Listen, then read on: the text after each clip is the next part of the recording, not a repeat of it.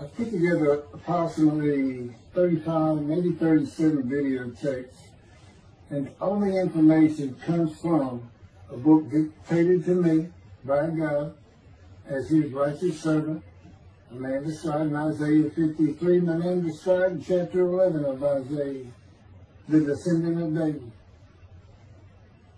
the twig from a shoot that grows out of the stump of Jesse, and it is a stump because of the vanished and shelled ancestral tree of the kings of Judah, the line of Jesus.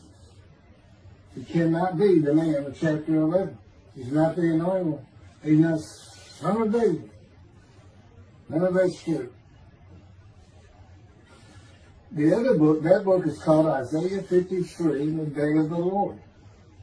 And there's about 3 chapters in those particular videotapes that come from the second book that we wrote not too long ago.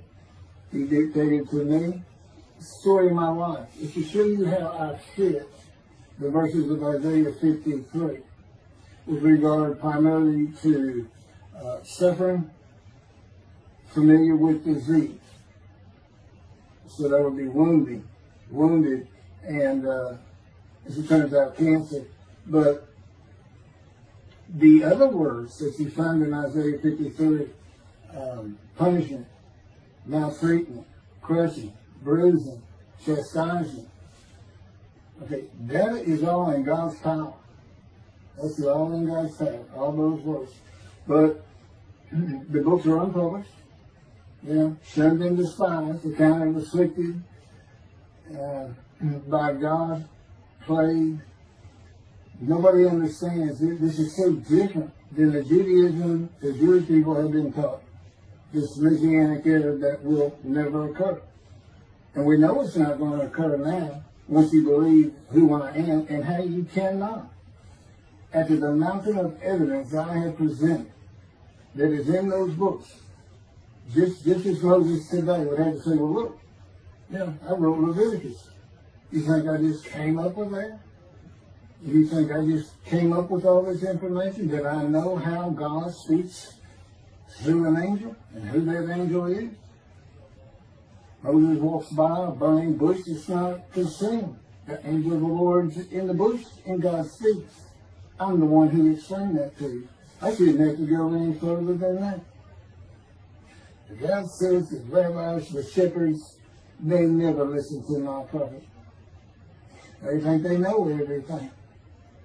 Well, I'm going to keep telling that they don't. This is primarily for the people who listen to them and not them. I don't expect them to ever respond. Because by responding, they have to say they've been wrong. Or that's just not what we believe. And so they won't change. The bottom line is they make money on it. That's the bottom line. God had me watch a video of Toby Singer just for this one purpose I'm about to tell you. He said, watch him raise his hand. He raises his hand to do his hair or rub his nose or something, and there's this big, fat gold watch. And this is how you know this is the God of old. He said, look at that. Look at that. I said, well, he does. He died. His skin died, silver died. It might be a scuba watch. He said, that's not a scuba watch. That's just a big, fat gold watch for everyone to see. And he makes his money on Isaiah 53. You guys said, at least that's how he really got going. I don't know. I know he has a radio show. But remember, I'm in the fire refinement. Everything God does with me is to draw emotions because I'm going to be emotionless once I get to Israel. For the most part. He'll let me feel what he wants me to feel. But nobody can get under my skin. You can't bother me. Even if I seem like I'm mad, it doesn't carry over to my inside. And I don't think about it any more than while I'm, as they would say today, on a rant, getting on somebody. But I bring his reckoning. I laugh. I tell him, you know what I am, don't you, God? He said, I know you're a lot, man. I said, no, I'm the reckoning. And I am the reckoning. That's what I am. He laughed. Holy Spirit, man.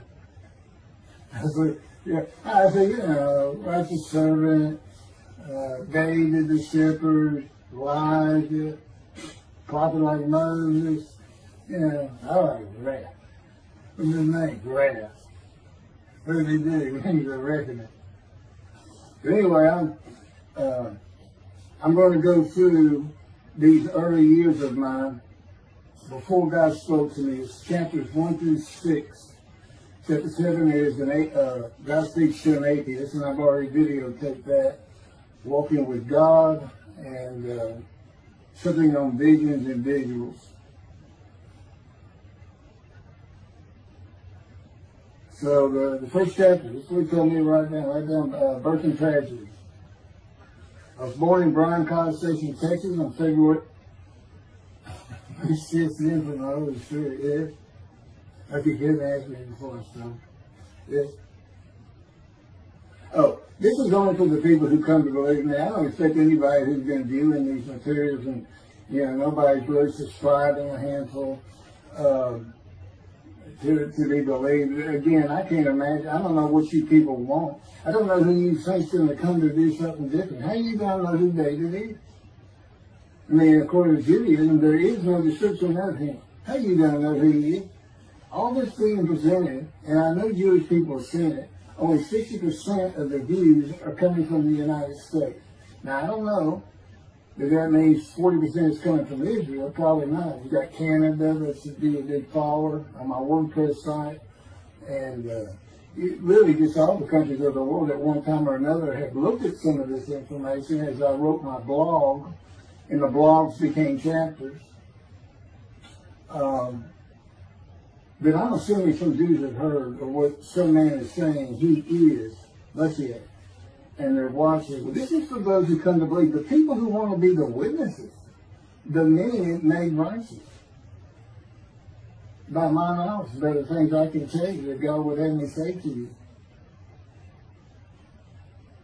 So, you know, this might be bored and tears with others, but it does show suffering, pain, and emotional pain, my background, and just who I am.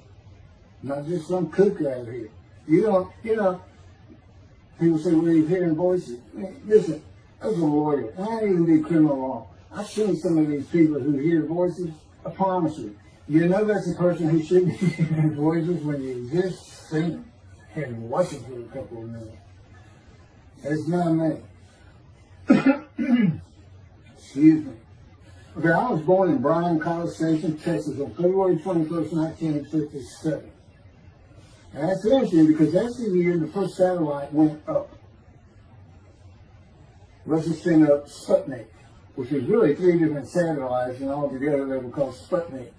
That is considered the dawning of the age of the internet.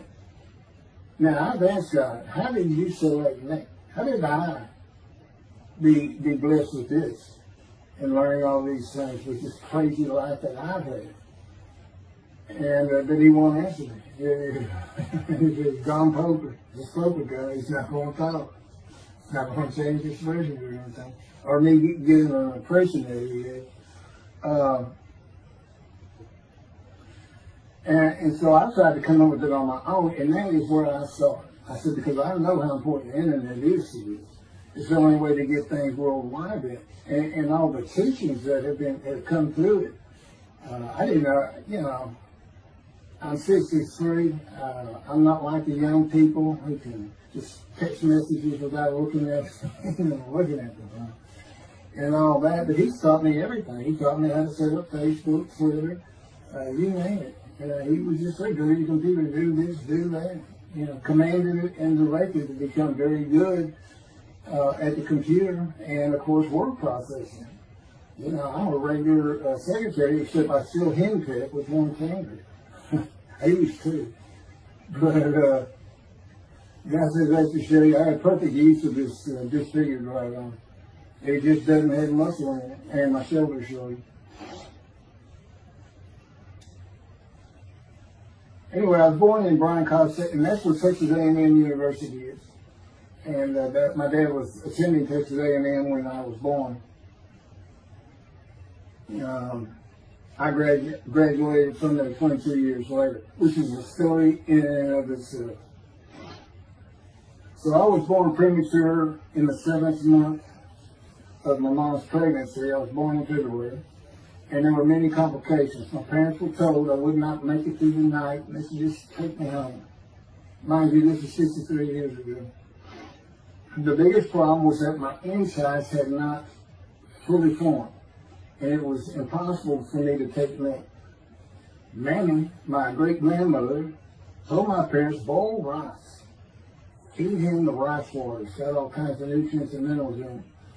Dad says he threw out a mountain of rice those first few months. And it would not be my last encounter with death.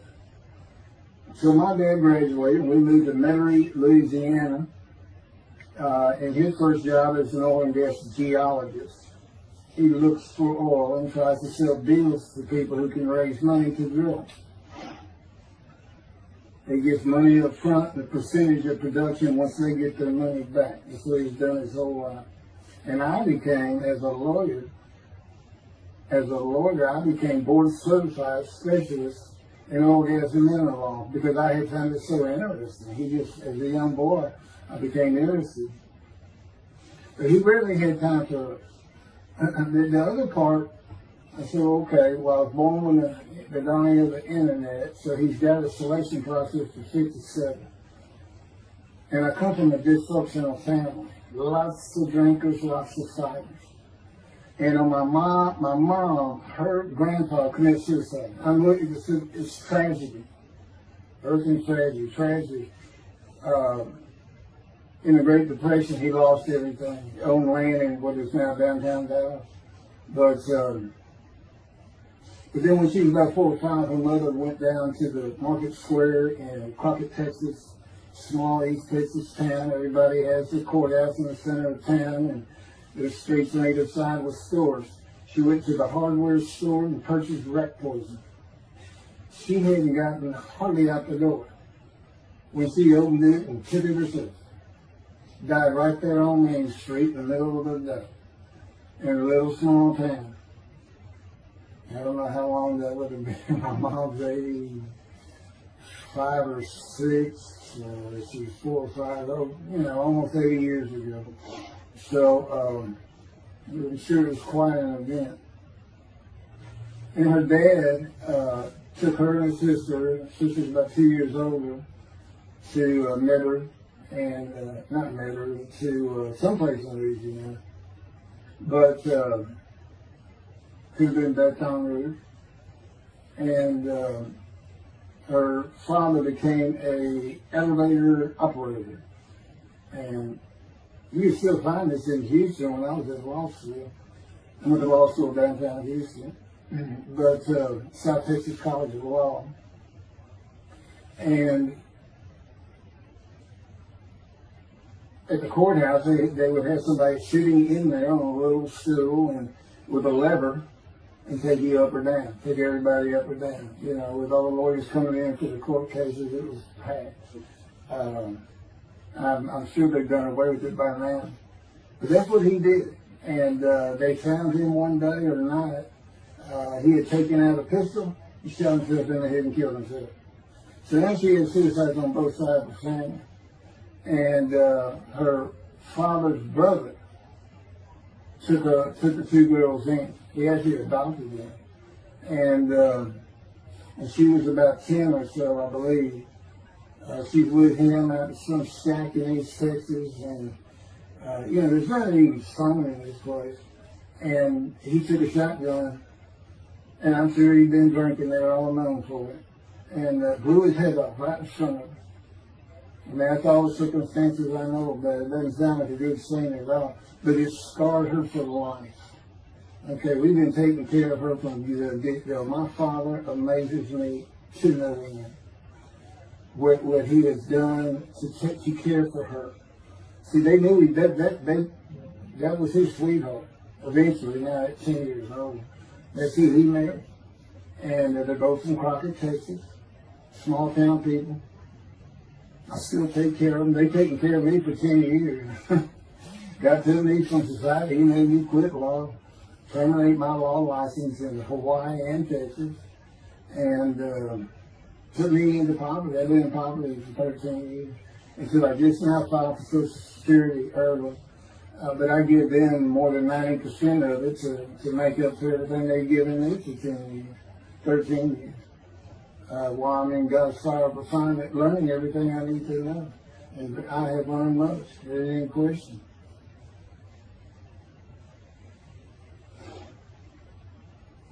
So anyway, this poor suicide right there is the thing that tells you, it's tragedy of losing your entire family in the Holocaust and you're the only one left. It's not like that. But God says, I just got things as close as I could. He says, that puts you in the one to deceive you, really for just one reason. Well, two reasons. One, it makes you identifiable. But it was so people would pick on you. I wanted people picking on you because that's what happens to young Jewish boys. Just for being Jewish, just for having a disfigurement. People will pick on them. I told him since, I don't even really recall many people saying anything to me. He said, that's because you look like you crawl all over them. He did. And I did. I was always just say something, anything. It's just the way I was just angry inside. And God's taken all that away. But I can still go on a good man. But, and then my mother in the 60s, young people may not notice it, that's when, the Woodstock and marijuana, LSD, everything started getting big. And at the same time, doctors were just handing out pills left and right. Valium, painkillers, Percocet, just asking for it. They would write a script. And I know today they put a lockdown on that. But she got heavy into it and drunk all the time. I had to come to school and stay with her. And she became such a different animal, a different person when she drank. She became a little girl. And having your mom act like that and slobbering and going there to be Valium dripping out of her mouth with bottled booze by her. So it was an ugly thing. And so I came from a dysfunctional family, so I think God wanted me. And He's there with me from my first year to next year that I live a life of suffering. He orchestrated many of my wounds. And He's taken me back in vision to see these things. And His visions is one thing you don't pick up in the Bible. When I say Bible, I'm talking about the Jewish Bible, the Hebrew Bible. It's not, unless I say otherwise. Which is like when God says, my people. If He just says my people, He's talking about the Jewish people that says, He may say the peoples of Moab, or just by the context, it's the son to another group. But that comes up all the time. So, to add to that, she tried to kill herself a few times. And when I was 10, my dad was at a Texas A&M game in Dallas. And I know it was 1967, so I was 10 years old. So I'm very familiar with that particular game. It was against Bear Bryant and Alabama Crimson Tide. And he had coached at Texas A&M. So, as you can tell, me and my dad are big Aggie fans and football fans. But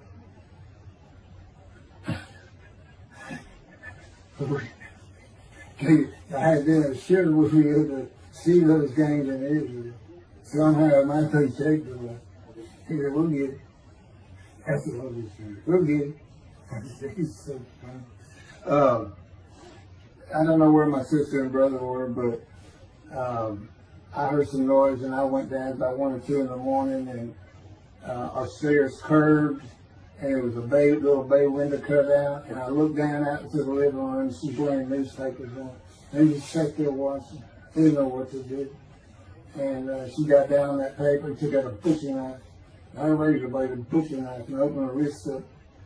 And just happened again years later when I was in high school, she opened her elbow up. And that was god awful. I don't know. But before she bled out, my dad opened that door. I sometimes think she knew he was going to be there, saying would probably save her. But it didn't look good. And I hated myself trying doing something. Maybe that's why I was so angry. Anyway, because I didn't do anything, I just sat there. I couldn't move. I don't know. I don't even know what I was really thinking, really. But I tell you what it did is it told me how much her uncle blowing his head off must have done to you. That must have really hit you. I had nightmares my whole life. But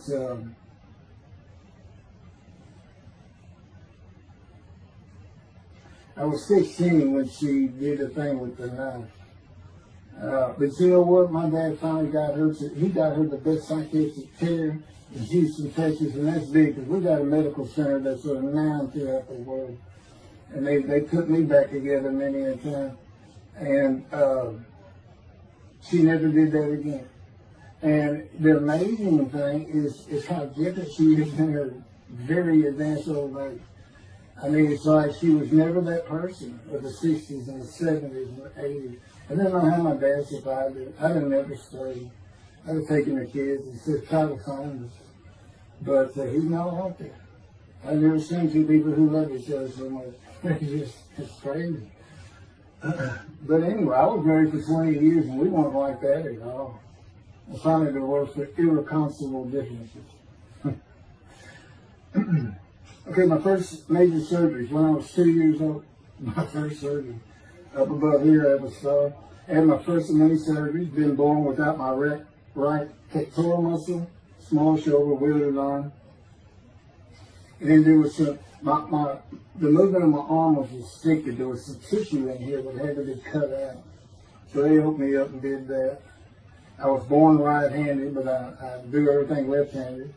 Except for light things. Like I shoot a basketball right-handed. I throw a ball right-handed.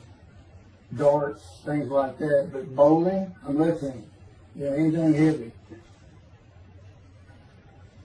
And I was quite average. If I had two good arms, I'd have probably been on scholarship. I was already offered a partial scholarship at a small school for track, even with this bad arm. But I just didn't have the fast start. You got to have two strong arms just pushing out in front of you. But I was some kind of quick and fast. So, we moved back to Houston to a place called West University, a suburb. And this little story, I don't even like telling it, but I got to tell me I have to. And he had something to do with it. But I'm not going to go into that part of it. So anyway, I decided when I was in 2nd grade, I was tired of school, didn't want to go anymore. I don't exactly know why. I just know I said, that's it, and I'm not going. Dad can't get me up and take me to school. I said, I'm not going. And it was on. He was going to get me there. It took him about an hour to get me to the car. Fighting and screaming and running around, hiding, getting under the you name it, I was doing it. And anyway, he finally gets me to the school, but he's too tired. He wasn't even going to try to get me out of the car by himself. So he get out, and he goes and gets the principal. And my dad's about 6'2", but he's real slim. And but he comes out with his principal. He's taller than he is, and he's a hefty guy. He's burly. Anyway, so they come and said, get out of the car. I said, I'm not getting out of the car. I'd already locked the door. And only the two front doors were locked, and it was those locks that you pull up and push down. And so my dad used the key, and he opened up, he popped that lock up, and I slammed it back down. Said, I'm not going to school, I told you. He took the key, they started throwing the keys to one another over the roof. The principal was trying the same thing, and I'm slamming his door, I'm leaping across the car. I don't know how long I went, but they finally, in 5 minutes maybe, seemed like an eternity. I was terrorized, this way I looked at it. Anyway, the principal got it open, and I saw that door open, and I got back on the far other side of it, by the steering wheel with my back against the back door. I curled up like a ball, had my knees on my chest, and he reached in to get me. And I unleashed on him, kicking him in the face with everything I had. He broke his glasses, and his orbital bone got shattered. So, That wasn't my first principal either. There's another one. So, but anyway, so they carried me in, and it was very embarrassing, just crying. But again, funny thing, nobody, because I stayed with this same group for 9 years, going through West University and the junior high there that you go to. Nobody ever said anything to me about it. And I knew some of those kids that were in that class.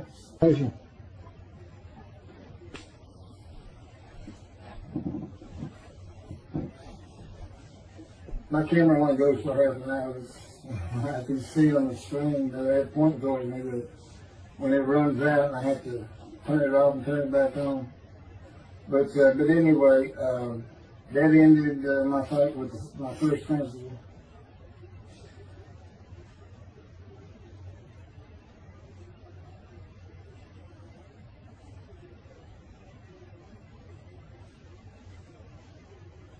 Now here it is right here. I had me put these together. In the 10th grade, the principal of the school told me to cut my hair. You know, I had long, blonde, wavy hair, well past my shoulder. Again, this is, I graduated high school in 76, and this is in junior high, so it's in the early 70s, but it felt like the 60s still. And I kept in a ponytail. It was neat. It was a school-wide policy. I think I was one of the last people to cut his hair. I was hiding all the time. I was always on the alert for the teachers that would send me in. But I went and got it cut.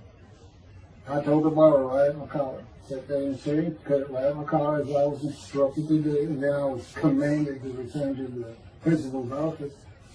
And so I presented myself to him. I sat down in the chair in his office, and he gets up, walks behind me, and grabbed me by my hair, back of my head, and jerked my head back fast. And said, "It's still over your collar." Now, I don't know if I did a backflip out of that thing. I can't really recall. But what I do recall is it took 3 people to get me off of him. And I was permanently expelled from school, which ended up me leaving home. It wasn't a runaway. I'm just out of here. I'm tired of everything and everybody. I ain't going to school ever again. Hate school always there. That was me. Yeah, they had to pull me off of him. I understand through a friend of mine. He said, "You know, my brother went to that school. He has some stories about that guy." So that wasn't me. Second major surgery came when I was 12 years old to try and repair my right knee and just below it. I was going full speed in a field. High grass and weeds with a family dog. And God says he had something to do with what the dog did. For no apparent reason, just suddenly he was running at my side. And he just bolted, he just stopped going straight to the heart of the left and went right between my legs. I go sailing in the air, and I came down on my knees. Except my right knee came down on a broken Coke bottle, Coca-Cola. And they used some thick glass back then. It was split nose down, way down. It was all broken up, but it was the bottom all jagged at my knee. You know, they said it went to the other side of your knee. They said, "You got that whole field in your knee." But when I got to the hospital, I sat there for a long time. The first officer came in and just told my mom, "Right from me." You know, I'm in the room, you know. He said, I can't repair it. It's not repairable. We want to take it off. You can't use it."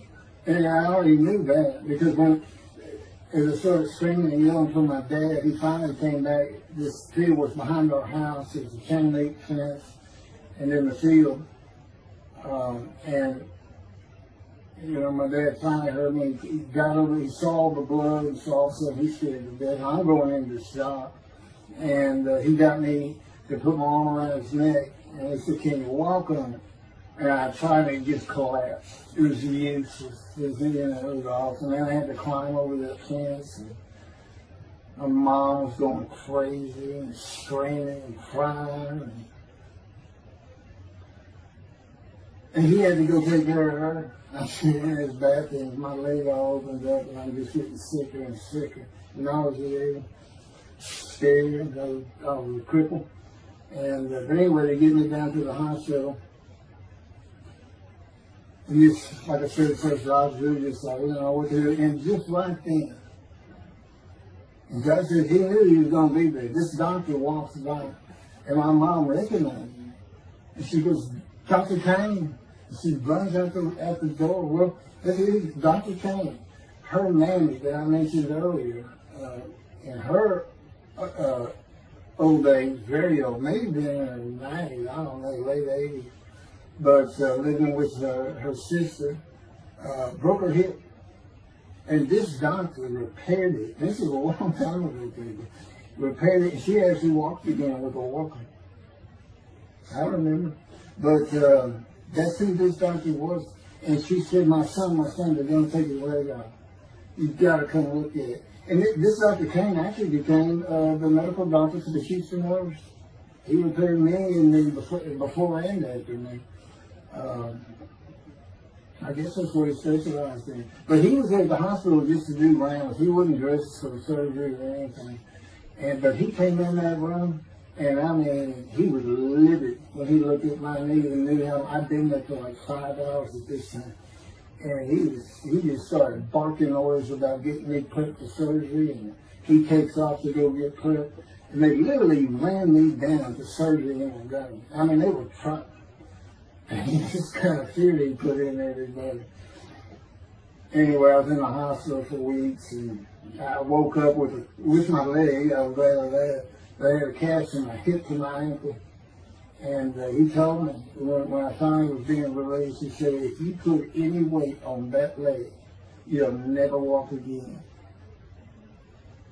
So, I can't remember, 6 weeks, I don't know how long it was that I had that cast on. It wasn't my first cast, it wasn't my last. Or maybe it was my first. Maybe it wasn't my last. We're not getting very far. There's 6 chapters, I'm barely getting through the first one. But what I'll do is I'll just do 6, just like I did with Isaiah 53. I did 6 or 7 videos, 7 I think. But then I joined them all together and put it as one video, the definitive commentary of Isaiah 53, which comes straight from God, by the way. I mean, you can contest what I'm saying all you want, but it makes perfect sense. For the first time, Isaiah 53 is explained. And how I've come to the smartest religious view in the world to conceive that, and what the wounding and the punishment, everything's about, and how it's really, in some ways, a snare to the Gentiles for the day of the Lord. Because he knows he can take me and just decimate any argument they want to put forth. You know, in particular, I'm blemished. I'm the Antichrist. In that I am exact opposite of Jesus Christ. Okay, he's so smart, he was keeping synagogue at 12. Supposedly he was the perfect, beautiful man. I'm just figured. Now, I'm not bad looking, but I'm not, I'm not Brad Pitt or anything. Anyway, it's sin, I wasn't a visual sin. I was a good person, I was good to other people, I was very compassionate. I said there was already a lot of humble in me. I didn't laud myself and the things I could do over others. Like being the fastest guy on top 5 at school and the fastest in the neighborhood. I didn't brag on myself. But as he took me back through my life, and informed me when things were sin, it just seems like I touched on all of it. And if murder in your heart is actually committing that sin, as the Christians say, I don't really go with that, but then there's really not much I've missed. So I'm a sinner. And, Jesus would say, well, I'm a sinner too, I'm lying. All you got to do is read the scripture in the gospel, just see where I'm lying. That's easy. And I came from a bank's line. I thought I was the man of Isaiah 53. I thought I was going to be exposed to death, but given long life. He's what he would tell you if he was here. He said, well, you know what happened? They crucified me. And on the cross, I realized I'm not that man. This isn't exposure to death. This is like a sure thing. Father, Father, Father, why have you forsaken me? That's Jesus Christ saying, I'm not the man of Isaiah 53, and I just figured it out. That's what that is. Has God so down? You sure you didn't have that written? Why on earth would they write that down? They forget about it. Maybe they were just thinking it. So that's what it's about, Christians. All they got their way. They can explain that being counted a sinner means he got crucified with the sinner beside him being crucified on each side, left and right. So there's three of them, so he's counted a sinner. Okay. You know, it's supposed to be the scripture. Don't be able to find a person to do. You might tell Judaism the same thing. You know, this is to find somebody. It's not the people of Israel. They're all kinds of people. Now, we're looking for a guy so God can have a Moses. Why? We have a new covenant. Why? It's the day of the Lord. Why? Jeremiah says so. That's why. It's so easy. The lamb blooms again. Okay, and he's telling the covenant with the temple. So the lamb blooms again at a time when there's no temple. Jerusalem's going to be rebuilt. It's a metropolitan today. This is no Jerusalem of antiquity. The old city might be too big. And I'll make a new covenant with you. They will forgive all your sins and remember them no more. That will cause Torah to be written on your heart. It's a metaphor. When did he do this before? Oh, that's right. The Syrian Babylon exiles. Isaiah was right before. God said, I forgive your sins, remember them no more. They became a holy city. What did they do? They built the second temple. What are we missing? The third temple. This is so easy. So it is the day of the Lord. There's any question of that. I'm just telling you it started with the Russians. Little Russians. And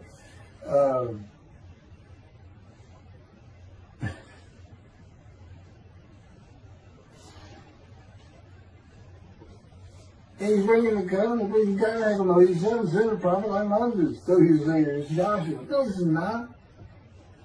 I'm even today, the day of the Lord, and guess what? He gives us a description of him. He knows this is a time of secularism, reliance on science and medicine and doctors. And you got so many more people who the only book out there is not the Hebrew Bible. There's a lot more books now. You know, there's all kinds of distractions, television, cell phones, computers. You know, back then, you know, you just sat around and said, what do you think that's there? I don't know. We can send some rain. You know, it's just, because it was easier to get them back then. But here it is. It's here. And God said, you see why I put Shunner and the Skies in there? Because for a while I said, God, you know, this is before we really got the books done and everything. I said, I'm just sitting in a room. I can't really tell anybody Shunner the Stars in that. You're counting and played the freaking. But God and everything else, he said, well, how you feeling now? That we've been putting all this on the internet, guys, that just Shunner the Stars. Yeah. I can say, there's no question this ain't gotten back to those two. I said, you keep attacking them like this, and I'll be certainly sure, just in case I'm wrong. But, because he won't actually tell me, he won't tell me anything, this is a rule of thumb, he won't tell me anything that I cannot find out or become knowledgeable on or informed on of my own. Which means about nothing, because we're in a room all the time. The adjunct of the Holy of Holies is what I call it. I live in the Holy. I'm like the priest who can go, the only person who could go into the Holy of Holies was the high priest. And that's what I'm like. As a matter of fact, God had me write down, just as he had David write down, a new Psalm 151, where God said, it's on a video, where God is speaking. Where the Lord came to me and God said, quote, and within that, he says that he declared me. We actually used the song where he declares it for David. He declared me an eternal priest in the order of Melchizedek and King David. and a rightful king, small k, and a rightful king. And he also declared, I'm the righteous servant. I mean, that's God talking. I mean, he's using it when he dictated to me. It wasn't, to be written in my personality. That's him. That's him doing a new song. So, because he does that. Even in the writings, the person doing the writing, whatever prophet it was, or Moses, or David, if he wrote Samuel 2 and Kings 1 until he died. As I said, God says, look, just assume the central character is the one I had right. Because their lives change when I come to them, just like mine change. This is not anything I could have ever conceived or even bothered thinking of. I had never read the Bible my whole life. And he then told me, we're going to the bookstore and get you a Tanakh. That was 13 years ago. And my answer was, what's a Tanakh? I didn't know anything. And look at all this knowledge. But this is the only power he's going to use in creation. He's not going to perform miracles. He's not going to have me performing miracles. And he's not. He said, the only power I'm going to use is on you. What I can get you to do. He said, I can take a Gentile Texan and take him to Israel and get my temple built. Okay. He said, because that's what you say to God all the time. Okay. And one night, I hadn't even read Isaiah 53. He didn't come to me and just say, offer yourself a guilt. I crushed you with cancer. It was me that did. That's not, I wouldn't have known what he was talking about. We finally get to Isaiah a couple of years later. He said, keep reading Isaiah 53. Is that okay? And so I read it. I said, okay, finish it. He said, who do you think that is? I said, I have no idea. I could barely read it. I didn't know what it was. I said, I think these two verses ought to be up here. I said, you sure nobody mess with this thing? He said, nobody mess with it. It's just what I got Isaiah right. He said, that's you. I said, oh, okay. I couldn't have good luck convincing anybody. I can't even tell what he's saying. He said, before we get done, and he's right. I've been over that thing so many times. From my original version of Isaiah 53 that he dictated, or told me how to put together, but every sentence, every word is, we changed it up and added things. I've learned things. Like I didn't know about the chest of devotion. I didn't know why the angel was leaving early in Malachi 3, but I do now. And all that would cause an amendment to my midrash in Isaiah 53. And, the book has me. These are all videotapes now. Me and Rashi. Rashi, the first time to come up with this is Israel. And, I look at his answers and I just shake my head sometimes. You should see his answer in Malachi 3 to the angel of the covenant that you desire. There's only a covenant of friendship and a covenant of Jeremiah. And this is his answer. It's midrash, so he just takes a section of the angel is on the way, and it just says the angel of the covenant. And his commentary is the angel that avenges the revenge of the covenant. I said, what does that mean? What are you talking about? And I said, God's being funny. He said, I don't know. I said, you do know. I said, well, I'm not telling you. So, God likes to feel as though he's laughing. He doesn't actually laugh. He sends me a perception every day. Or he uses me to laugh. I've mentioned that in a video. Because he can't. He controls my words. I learned that in walking with him. Just one day, I'm talking out loud as we go. I'm discussing man and divine beings as though I had a sermon I was giving or a speech to somebody or a seminar. And I'm rolling, and I can tell he is really making this thing rock. He's taking it from here to here to here. And we're going. And I'm going. And all of a sudden, I use a word or a couple words that I simply don't use. And they're not what my mind was even thinking of. They just came out. And I just stopped. I said, did you do that? I didn't even say, hey, did you just make me say these things? Because I know you did. I said, did you do that? He said, I did. I was indignant. I did. I said, okay. Anyway, that's where it all started. Now I know. Okay, he'll do that. That's the Holy Spirit. Using me. He doesn't sound like that. But he'll use words like that. So he's getting bored. They like to cut. Let me just say this. This is part of God you don't know. It's not all the time. It's sometimes we do tend to get kind of silly in here. But, they do things after a while. I'm like, I feel like a kindergarten teacher, and I got two of those kids that you just shake your head at. You say, this is a handful. These two, nothing but trouble. Always throwing around, looking for a laugh. And the Spirit's always working in heaven. There's God's laugh, as it were. Again, He doesn't actually laugh. It's a perception that's His emotion. If God has any emotions left, because worrying about other people's pain is not one of them. He made that clear to me. I don't care about your pain. And just saying it makes you mad. It's as if drawn in. And He do so many times over and over. He says it's easy because now it irritates the fire out of it. He just started. I said, how do you keep doing this? And one day I told him, I said, I got it. Which means it actually came from them. I got it. You never grew up. You never got sent to your room. You never had to climb that mountain to achieve something. Put yourself out there. Nobody's ever hooked you. He said, I said, that's what it is. You never grew up. That's what it is. Yeah, I'm dealing with the child guy. That's what I'm dealing with. Helping all you. I think he came down as mean, very serious and mature guy. I didn't bring that argument up anymore. But that's how it gets with me sometimes. It's an incredible life.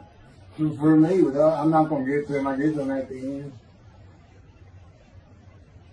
I'm getting close to when I got shot.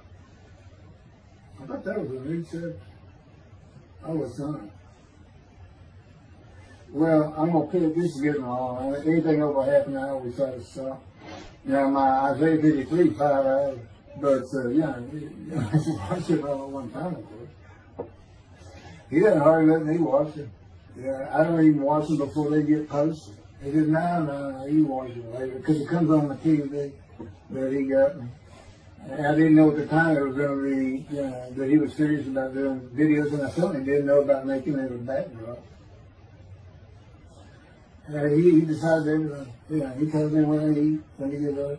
I don't sleep probably at all 2 or 3 hours a night, and sometimes less, and take a half hour nap sometimes. But I found out I feel fresh. I don't need no sleep. He said, you're not really doing anything. Why do you need a lot of sleep?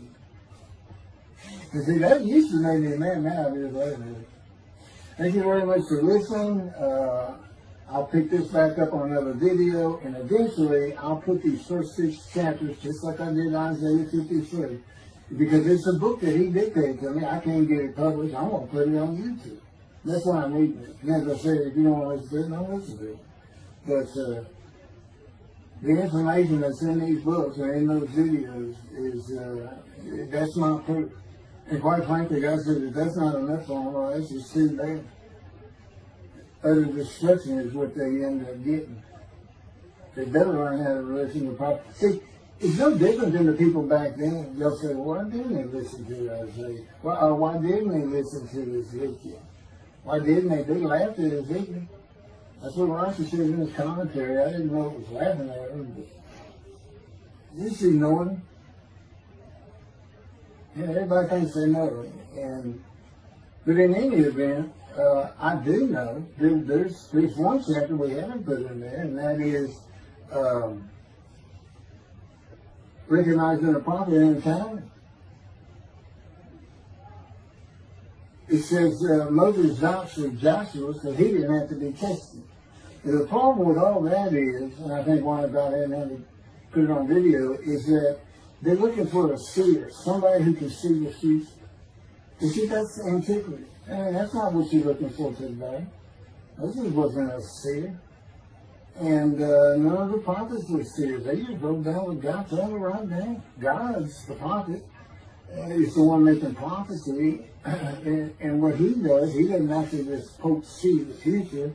He walks it through. He says, okay, right here is when they're going to send up the satellite. This is where humanity will be at that time. He can walk it through in his mind. As I mentioned, his eyes, he doesn't have them. It's just his absolute knowledge of all things. He can form a picture of this frame. Me, it's in here. He knows every atom of my body. And it's like he does a vision for himself, a visualization. That's what I call when he puts pictures in my mind. And he puts it into the spirit's mind. And they're both within me. You know, the big cloud that just came down. If you're sitting in a room with me, it envelops you. But it engulfs me, it goes through me. My little spirit cloud becomes part of the big cloud. That's why God is in his spirit. Here's the elements of spirit, here's the elements of God's presence. His mind. Two clouds, they just come together, they can be together. Okay, God's still one. He created the other cloud. And then in this room, filled with them, my little spirit is like a little cloud that just came in and part of it. That's who I am. That's a man of divine being. Okay? No, it's like nobody's really said that. Well, maybe it's because you didn't know these things. And now they want, I get the feeling, son means I'm not looking at that. It sounds like a coup. We by faith, by the fundamental principles of fan baptism. Yeah. The talent, from his diagnosis of the talent. Why don't you do your own? Why don't you throw the talent out and learn some new stuff? Why don't you get out of antiquity? Every religion has an end times like that. Every religion ends up with utopia for its people. Everybody. Well, don't be like everybody. You're the Jews. Go there, let's get practical. Let's have God in our midst again, in a man like he was in Moses. Let's point at him and tell the Christians that is the man of Isaiah 53. Here's what it's about. God said he's coming back. He told us, we're not waiting on him like you. He said when he was coming back, he false prophesied 5 times. He wasn't coming back. He wasn't who he thought he was. He told us on the cross. I'm not the man of Isaiah 53. He tells us. What else was he doing? Well, what did you say? You're about to die. What do you think he's talking about? What do you think he's thinking about? You're not supposed to die. He thinks he's the man of Isaiah 53. So do they. It's mind-boggling because I'm the man. And there's nothing about me that says Jesus Christ. Nothing. You see him, he cussed up. I cussed him trying to die. I'm begged for death 1,000 times. He said, it's not dead 1,000 times. Isaiah's done hundreds. He said, well, that's true. You have cursed me more than any man in the history of mankind. He said, and you did it face to face. I said, you should have made me so mad. He laughed, y'all. He laughed. When I'm cutting him, he did make so mad. And oh, you're kidding. That's right. He gave me his perspective. This is what I did. It's a key. Imagine you created ants. And ants are living beings. In other words, they can think and they have emotion. Okay, you get a great big ant farm over here in the room. Okay, you decide you're going to get one ant to get all the other ants to do stuff. But you got to get him ready. And you get him ready the way I'm getting you ready. Now, he's magic. Right? How big he is? Yes. He's good. Now, magic. I'm always laying in the bed. I got a big table. I got a microwave on. I put my computer on. I got a big fan I like to have on. And he said, look over that table. Now imagine that ant got licked. And he is pulled up. And he is standing on the corner of that table. And he is giving you the what for in ant language. I mean, he's going. And he turned around and shaking his butt at you. And he's cussing. And all this. And all you got to do is go bump. And he's gone. And it is, and that's how that's what it does to him with me. You know, the spirit wild me up. I call him the troublemaker, troubler. He's so funny. But God's so humorous. There's a difference in their humor. Okay, until that does wrap it up. I'm gonna pick up a gunshot. I guess it was fortunate accident to my knee.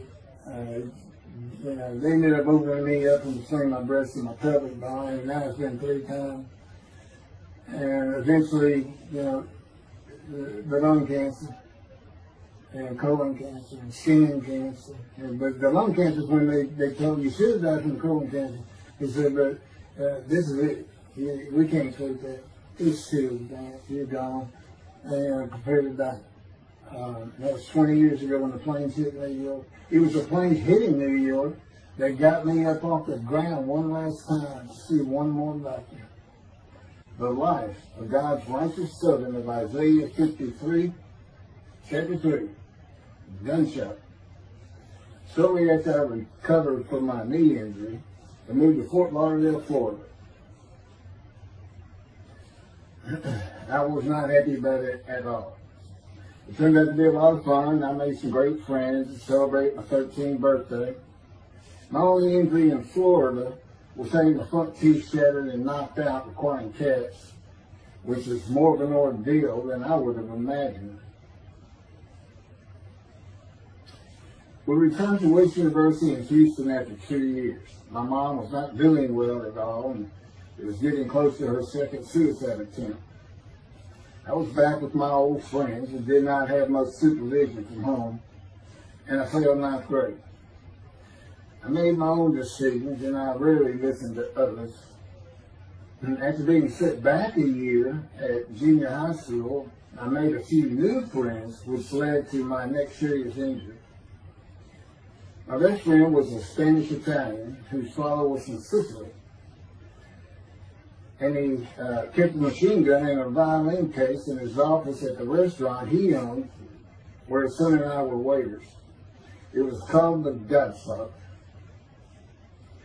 My son was the best pool player I've ever known to play with, an absolute natural. I will call him Antonio, but that's not his real name. Antonio's girlfriend was a Jewish girl. I will call her Rebecca, but that is not her real name. Antonio was a Catholic Christian. Rebecca did not practice Judaism, and Antonio did not go to church. I was a confirmed atheist, and we never talked about God or Jesus.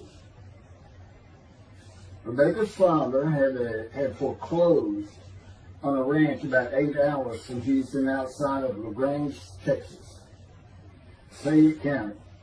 LaGrange was famous for the chicken ranch, which was an illegal brothel that operated from 1905 until 1973. The business served as the basis for the 1973 ZZ Top song, LaGrange, and the Broadway musical, The Best Little Whorehouse in Texas, as well as its 1982 film adaptation. T.J. Flourney was known as the meanest sheriff in Texas. In the coming weeks, I would be interrogated by him outside of Shock Room 3 at Benton Hospital in Houston. This is an excerpt about him from an internet article.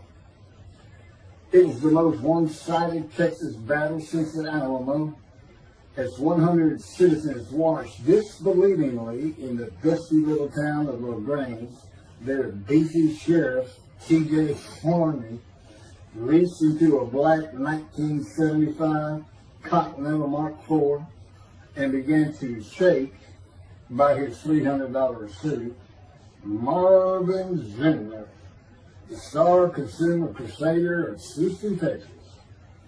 That's from People, June 17. Next, the sheriff tore off Zimmer's blue-white toupee, waved it in the air, and then finally ground the road with his cowboy boots. Behind Flourney's fury was the fact that on Zimmer's last assignment in LaGrange 18 months before, he had filmed an expose, which resulted in the closing of a critical part of the local economy, the chicken ranch, a legendary Bobby House. Antonio, Rebecca, and I first went up to the ranch in the summer of 1975. It was a small ranch house and small lakes with horses roaming around loosened pastures. We decided it'd be fun to try and catch one of those horses and go riding. The next time I went to the ranch house was in Rebecca's father's Mercedes-Benz. Two-door convertible Mercedes-Benz. I sat on the hood of that Benz with a lariat while she tore through fields trying to run down a horse for me to rope. The horses could turn too fast, and we never got close enough for me to rope one. What we could and did do on the next trip was bring guns. A 30-30 rifle, shotgun, and two 22 caliber pistols with holsters. As a backdrop, Antonio and Rebecca had broken up as boyfriend and girlfriend, and her attention had turned to me. I did not believe that caused any friction between Antonio and me, but it should have. It did not seem to be a source of animosity of Antonio towards me in any event. On October 5, 1975, we were all back at the ranch having a great time. Tony and I were shooting at cans with our pistols and practicing a quick draw from the holsters. We were standing shoulder to shoulder, about 3 feet apart. And he was a little forward of me. Rebecca came up behind us, between us, and said she wanted to shoot. Antonio passed his gun to her, and it fired when it was going by me. The bullet went on a straight line through my bladder, intestines, and colon from the front right and lodged in the back of my left buttock in my backside. I could see the trajectory in my mind. I fell to the ground, and Antonio fell on top of me, rolling me over and over. I think he was looking for an exit of the bullet. I told him to get me to a car and get to a hospital. Felt like Babe Ruth had swung a bat up between my legs. I never once thought of God. On a big ranch, there are several gates for different sections of land and different purposes, usually with chains and a lock.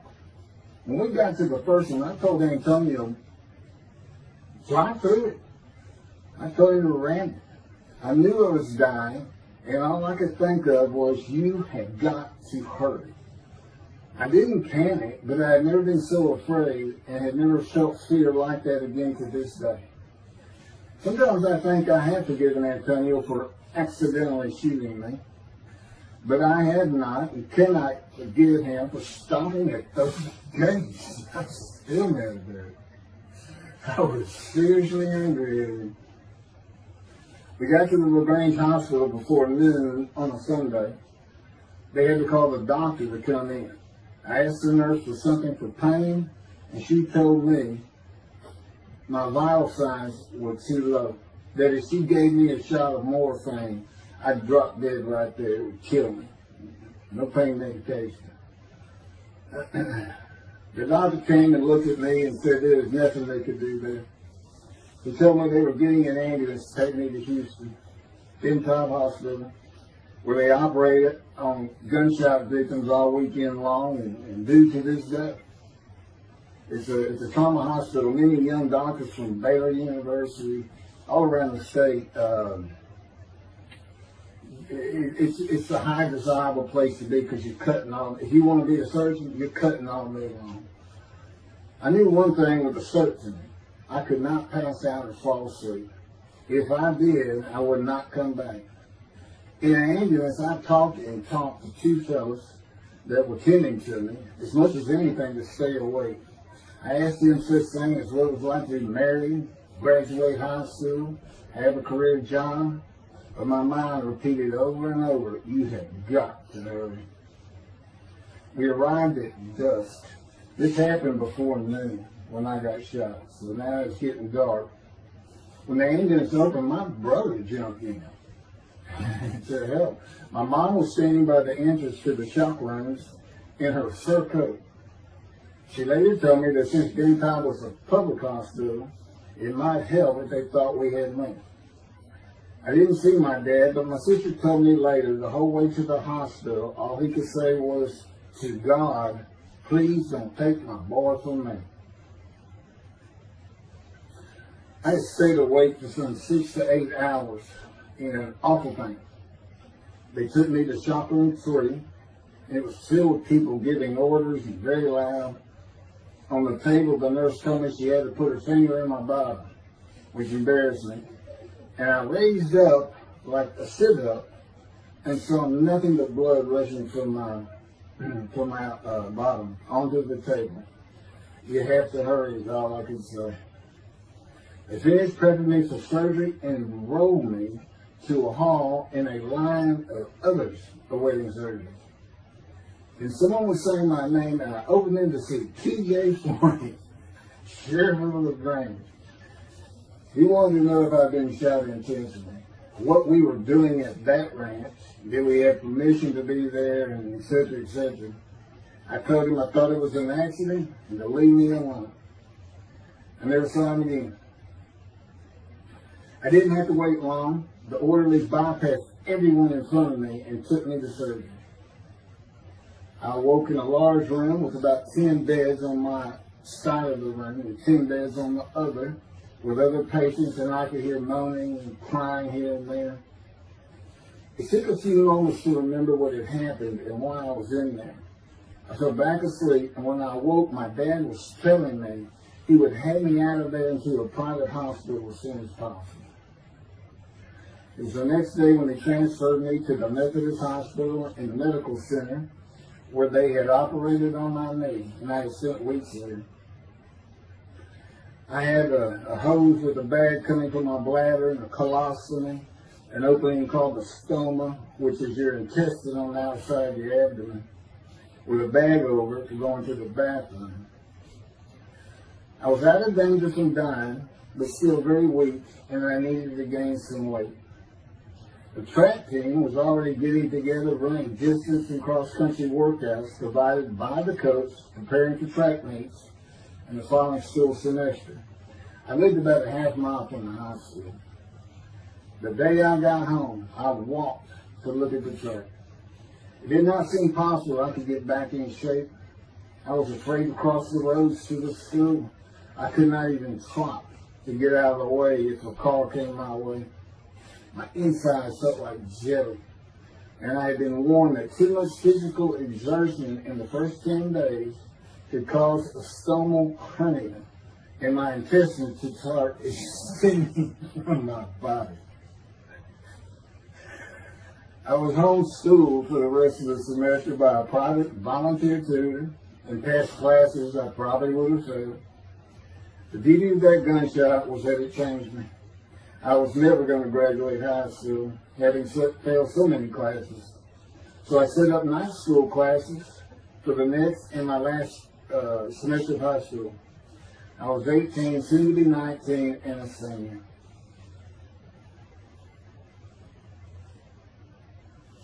Chapter 4, College and Law School. Before the summer of 1975, one of my best friends in the track team, who threw the discus and shot put and field events, and was a senior, told me he wanted to do something big the coming summer before starting college at Louisiana State University, LSU. I was only a junior and I had no plans for the summer. He mentioned this to me, and I began thinking about how long it had been since I had been to Colorado. My father, who had really good years and many so-so years, depending on how the oil and gas industry was doing. And when I was in junior high school, he had sold some prospects, had completed a few wells, and had purchased a condominium in Pagosa Springs near Durango, Colorado. My friend's name was Keith Miller, and I called him Miller. He had given me the name of Say Babe. At one of our night track meets, I was running the 330-yard low hurdles, and the last time was behind bleachers where the officials lost sight of us for a few moments. A runner 2 miles left veered out of his lane into mine and took my hurdle, and I had to slow down and go around it, yelling, "Hey man, that's my hurdle." I wasn't happy. I do not remember how Miller knew what I had yelled, but he was probably on the football field inside the track, working on shop putting dishes, watching me run and hurting me. I did not really know him very well at this time, other than he was a popular senior who knew everyone, and in stark contrast to me. On the following Monday, I was walking down the halls between classes, and coming in the other direction was Miller, though I did not see him. Then as he was passing me, in a loud voice, loud enough for everyone in the entire hall to hear, I hear, "Say, babe, that's not her." Hence, say, babe. That began a really good and fun friendship, and I got to know the class I should have been in if I had not failed ninth grade. And because I was Miller's friend, I was immediately accepted by anyone he introduced me to. I found out about 40 years later on Facebook. I looked him up and we friended that he's Jewish, and particularly because of his brother. He's got an older brother, and they look just alike. They live up in Oregon. But I did not know that. It's not something we ever talked about. Just didn't think about it. I'm sure he wasn't observant at the time. I told Miller about my dad's condo and suggested we plan a trip up there, backpacking the Womanichi wilderness of the San Juan National Forest. I had hiked there while in junior high school with a friend and his little brother. I had a driver's license in my second year in the ninth grade. The prominent 13,000-foot peak is 10.7 miles from the town of Silverton, which began as a silver mining camp in 1873, and that is where I plan to take Miller.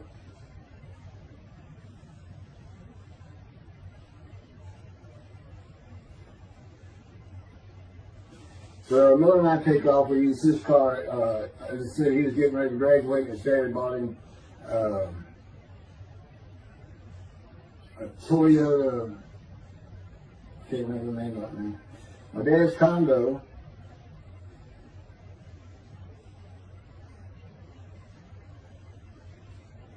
is about 60 miles from Durango, where a train depot is located that runs the train to the Womanichi Wilderness facility. The train is an authentic, narrow gauge, steam powered, coal fired, scenic railroad train ranked one of the top 10 scenic railroads in the world. It's something else. It stops twice in the same places to let off and pick up hikers and backpackers in the Animas Canyon of the Womanichi. At top speed of 18 miles per hour, it takes the train 3.5 hours to travel the 45 miles from Durango to Silverton. Oh, here it is. Miller had a new Toyota Celica. And after a day and late into the night, we made to Pagosa, slept, and we're at the train station before the first departure the next day. I don't know what the problem was, but the train was not going to run that day. So we couldn't get to where I wanted to take it. It's just too far. We decided to get a hotel in Durango and just head down the train tracks into the wilderness and explore an area I had never seen in with the maps. We got lost. And at one point we decided, let's just put these backpacks down and you go that way and I'll go this way. Well, we did that. We went back up and then we couldn't find a backpack. And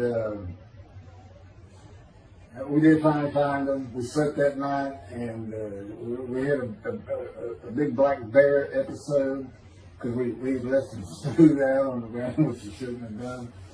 And but anyway, we ended up making it back. We had one of the best party nights I've ever had in my life. We hit the main street of Durango, which is a tourist hotspot, and we hit every single bar. You could drink at 18 back then. It wasn't 21 as it is today. And we did. We made sure it was like a go. Okay, so every one of them had at least one drink: shot of whiskey, Boilermaker, beer, whatever. I can't really recall other than I knew I had been drinking the night before when I woke up. But we did. We hit both sides of the street. I don't know how long it took us and how many drinks we had, but we just had a lot of fun.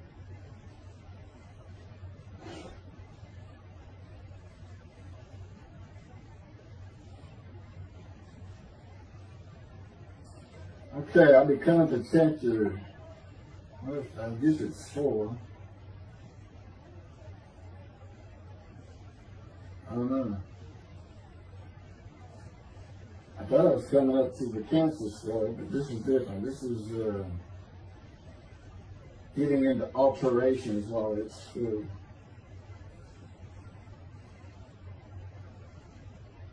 So anyway, I was shot on October 5, 1975, and by early December, so it was October 5, and then in early December, I had surgery again to put my intestines back together, which was, you know, it was dicey. You know, they kept telling me, we don't know, we can reattach. You know, there's people like Bob Hope lived his whole life with one of these stonal deals.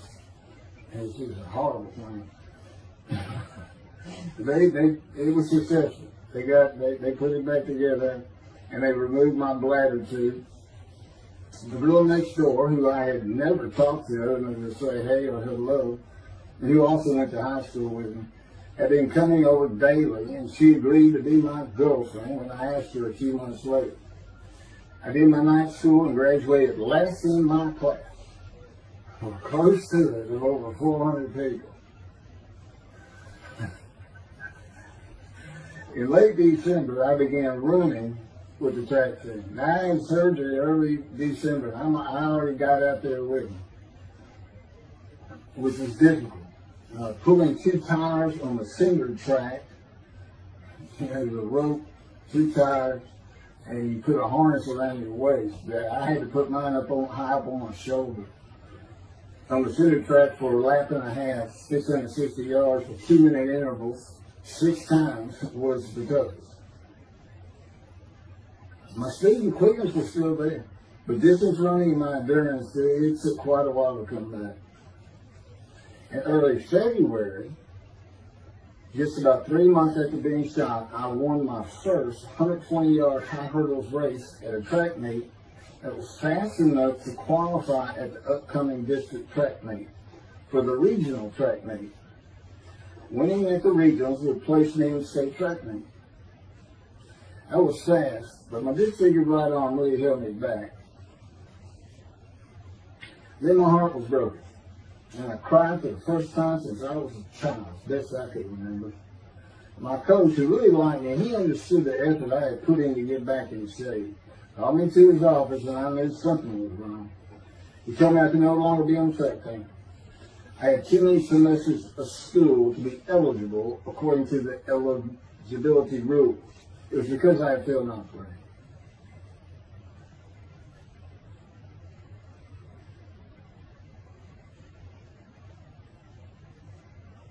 And of course, I had no one to blame but myself. Skipping school all the time, just not trying or caring about learning was why I failed. I was not lacking in intelligence and common sense as many people thought of me. I could and often did read a complete science fiction paperback book during the school day. One day. I'd get them from my brother. I just sat in the back of each class and read my book, and the teachers always left me alone. I also was suspended from school a couple of times for fighting. First fight was in the gym in the bleachers, with the principal on the floor telling us the do's and don'ts for the second semester of the 10th grade. This is 2 years before I was shot. I found out he already knew me by name, and I had never talked to him. The second fight was with the same guy, but this time we took it across the street from the school. He had about 10 of his friends, and I, being pretty much a loner, I had none. They were African American, both sent to school from neighborhoods far away. And I just didn't understand them, or know why they even talked to me with words I did not get, like word, or say, man, can I hold a dollar?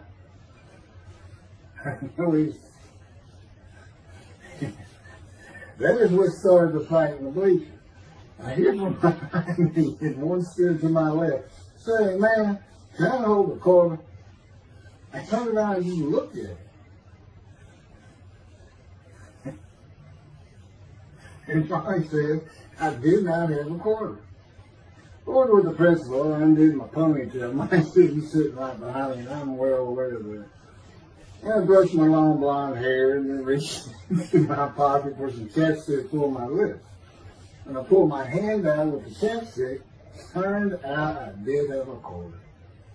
And from behind me, I hear, say, man, you said you don't have no quarter. To which I replied, turning around, I don't have a quarter for you. The next part's kind of hazy. But I do know I grabbed him by the front of his shirt and slid him down the bleachers onto the students sitting below me. That is when the principal yelled my name and told me to go to his office. The next day, the guy and his friends were waiting on me when I got to school, and we fought across the street. The principal told me not to get into any more fights, and this is what I got suspended for. I remember being in, after my suspension, being in the men's room and smoking a cigarette in a stall, and a group of African Americans came in, and they were talking about the fight. What I remember was hearing, that white boy went Muhammad Ali on him. My favorite fighter. I even saw the Ali Foreman fight in Kinshasa there, live in Amsterdam in 1974. And some of my best friends in high school were African Americans, mostly on the track team where we could get to know one another. I still had run-ins with the general population of the African Americans, who everyone just called blacks back then. I never used the N-word and thought they would help themselves a lot if they stopped using it. Mostly I think they were angry at being bused in from neighborhoods far away. In fairness to them, white kids did not seem to like me much either. I looked young even for my young age, and with my long hair, about 6 to 8 inches past my collar, I looked kind of girlish, and many people said that to me. One day a friend of mine told me what it was to him. You never smile and seem to be very angry. Like if someone looks at you crossways, you're going to come after them, daring them to say something. Like you want to fight. My next suspension for fighting began in middle shop, and it was all my fault. There's not a big deal with that.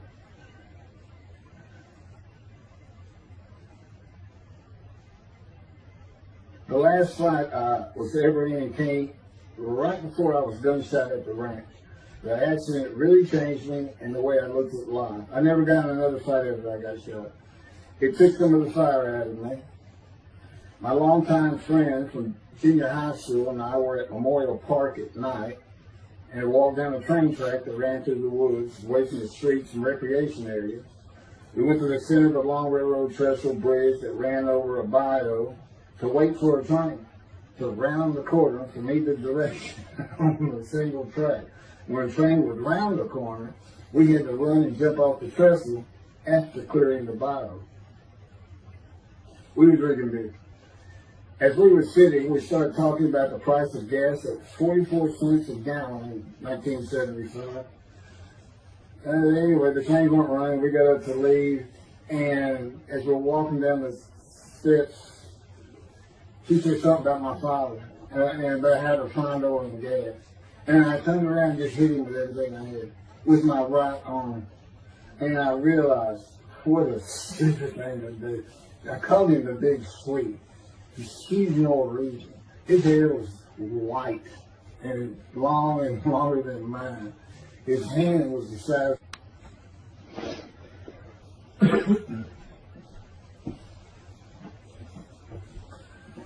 And I had nowhere to run. That was the really dumb part of it. I mean, I couldn't move. I couldn't use my quickness. I couldn't box as I had with the fellow across the street. And he just took one of these things. He's very athletic. The coaches all wanted him on the high school team, but he didn't want to, football team. And but anyway, he hit me just one time. That was the whole fight. It was just 2 hits. My measly hit with my right arm. I let it fast, And I hit him when I wanted to hit him.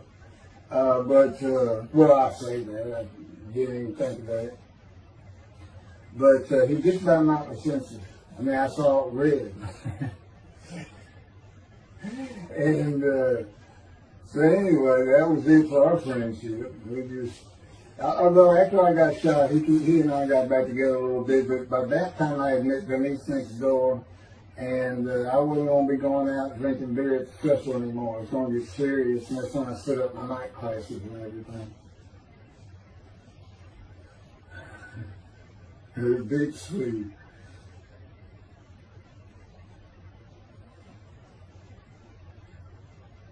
After the gunshot, I stopped seeing old friends, including Antonio and the Big Three, and spent all my time with Denise the next door. I never wanted to be someone who succeeded in life. My dad always told me when he was angry with me that with my smart mouth, I was never going to be anything but a ditch digger or a lawyer. While he said lawyer in a derogatory way, he got me to thinking I'd like to be a trial lawyer. I had to get into college first, and the only school I wanted to go to was Texas A&M University. Anyone who had ever known me would tell you that I was not even close enough to being smart enough to go to any college, much less Texas A&M. I would tell you I had never applied myself to the task of learning. Texas A&M denied my application. I called them and pleaded and argued, and finally admissions said that if I came to the summer semester of 4 classes and maintained a B average with no fails, they'd let me in. I did it, barely. I almost failed calculus to get a B.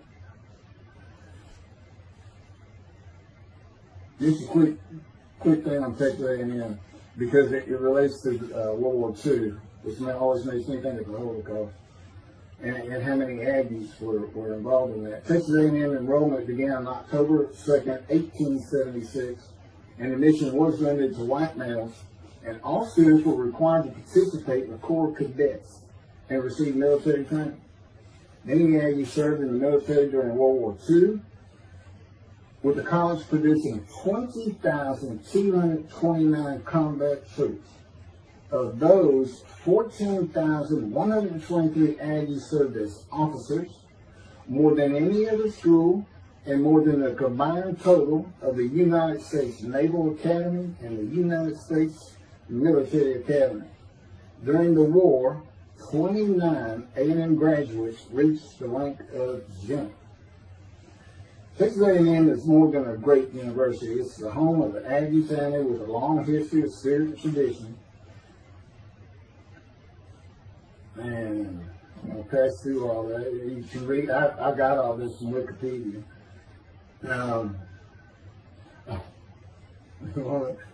Like Notre Dame, it's a school full of tradition, especially notable at football games and in campus life, drinking beer at the Dixie Chicken. I had a good friend in what is now the volunteer Corps of Cadets, and we've been shooting pool, drinking beer all night on the weekend, and finally left sometime after midnight.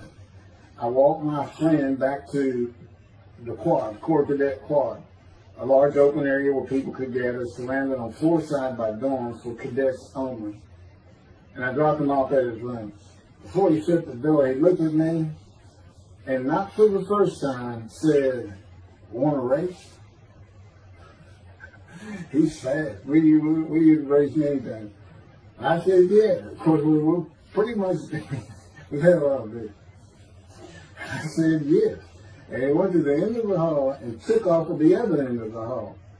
He was fast, but I was pulling away with just a few yards to go and hit the wall before I could stop and busted my chin open.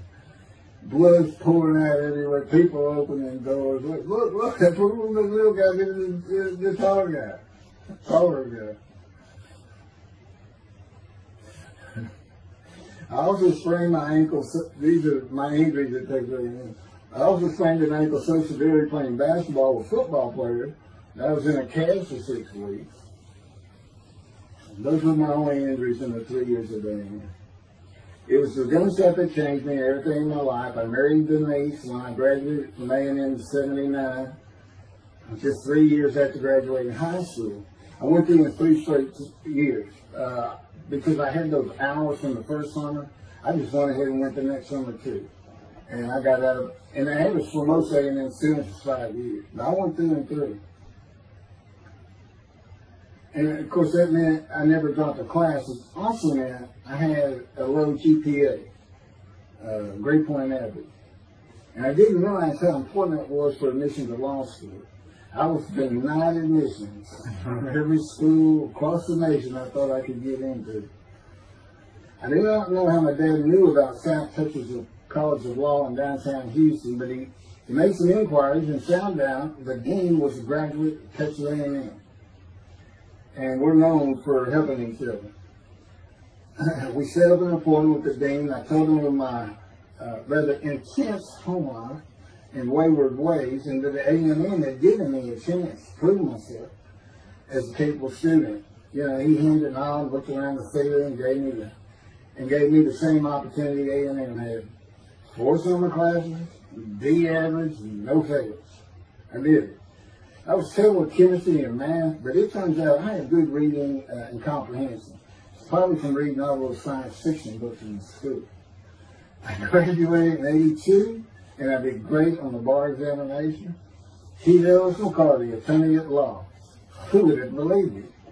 Which reminds me of verse 1 of Isaiah 53. Who can believe what we have heard? That's what any of my friends would say about me getting out of law school. Much less what's happening today. You go find somebody that knew me in high school, they say, who? Oh, that can't be true. She's been out of here. I know him. Forget about it. 75. 27-year headache. I'm going to pick up with that on another video. And then that'll be it. I have some general comments. 5 and 6. I'm not sure what 6 is. Yeah, 27-year headache. I'll go ahead and mention God in one of these accidents. And I won't say anything about the dog who took a hard left between my legs. It's about just my knee, my leg. And I won't mention that.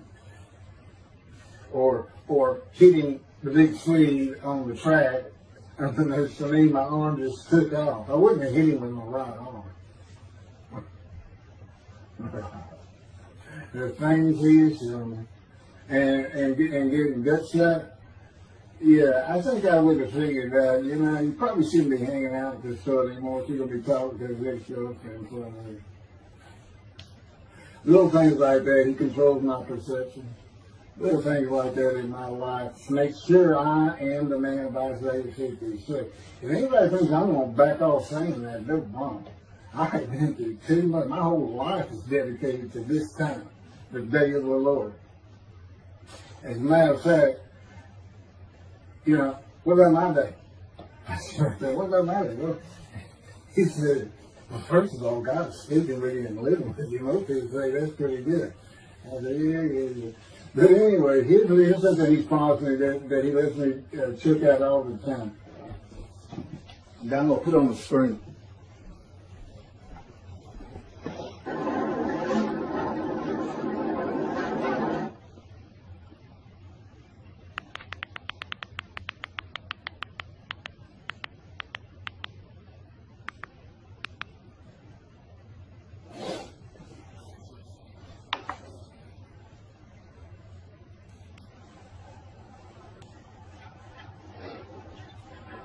Debrading and GP cycles, shorties, slip-ons, cold startup.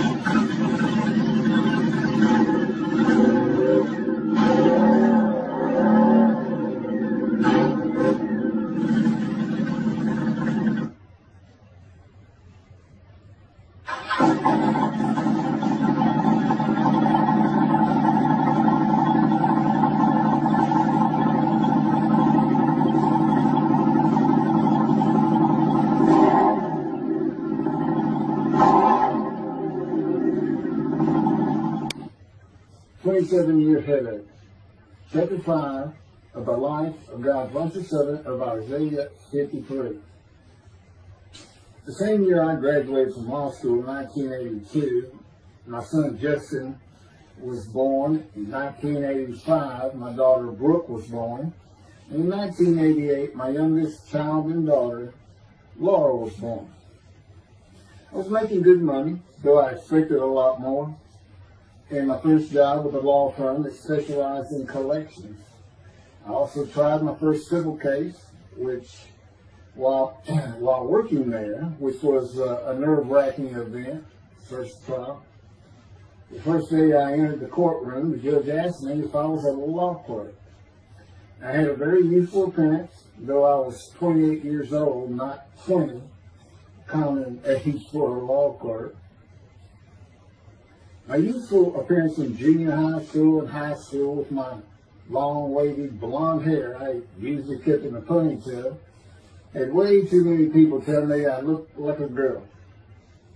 It is interesting, though, at least to me, not one person in my entire life has ever said anything about my disfigured arm. I must have looked like a girl who would beat on you if you did it. When I got mad, there was no hiding it. You could see it in my face and hear it in my words. When I was 28, Brooke was born. I tried my first civil case, and the bane of my existence on earth began. A never-ending headache that I generally thought to be associated with post-traumatic stress disorder. I had terrible nightmares from my youth, but now I seem to have begun grinding my teeth, causing the temporal mandibular joint, TMJ, to ache terribly during the day, and the whole side of my head, the muscular, I don't know what you call it, but underneath the skin of the skull, was always real tight, a tightening of the muscles. It was difficult to even talk to people at some points. For 27 years I had that headache.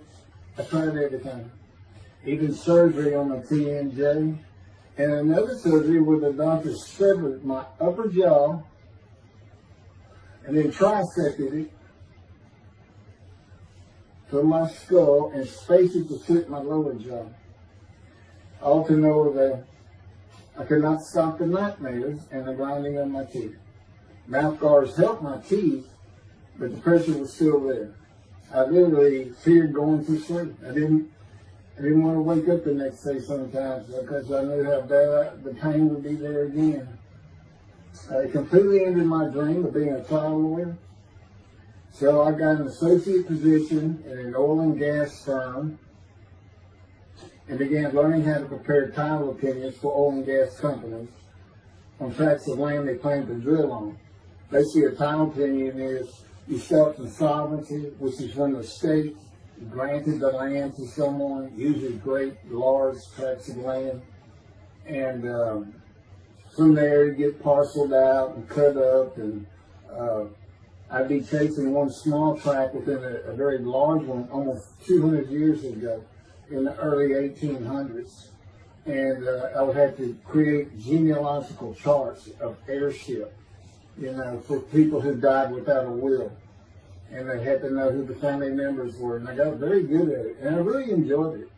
I did a small towns throughout Texas and into their courthouses where they would keep all the records of every transaction, of every piece of land in the county.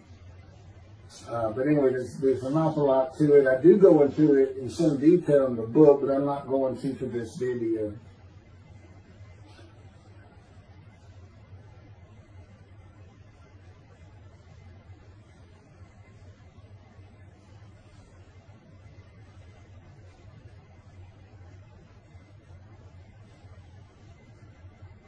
Eventually, I had my own firm. It's just me.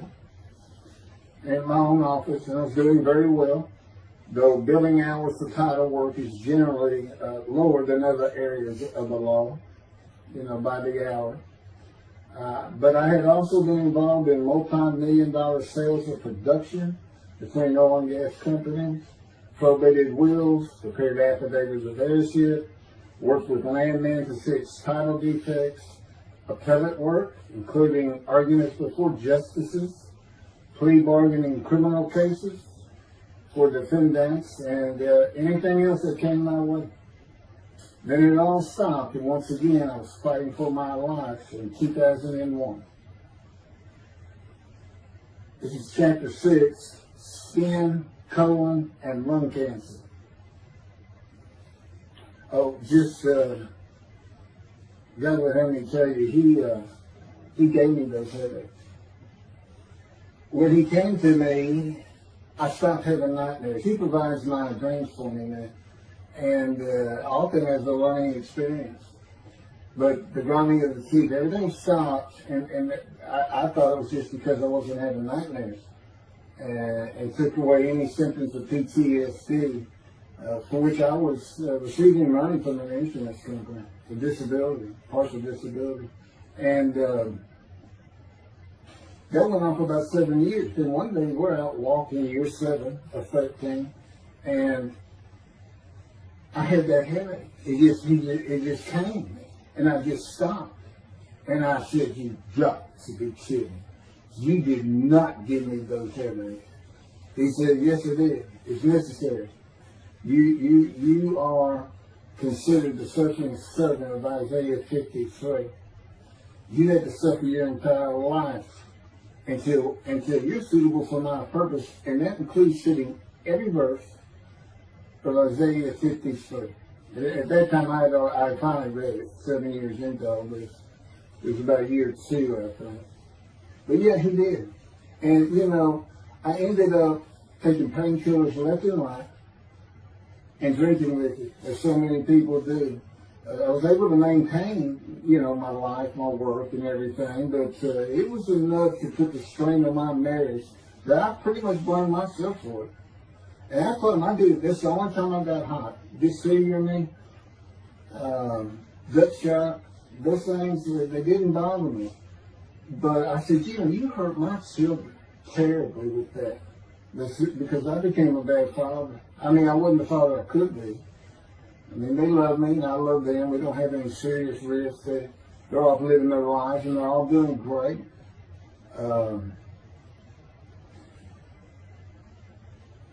But if they consider themselves anything, they're Christians.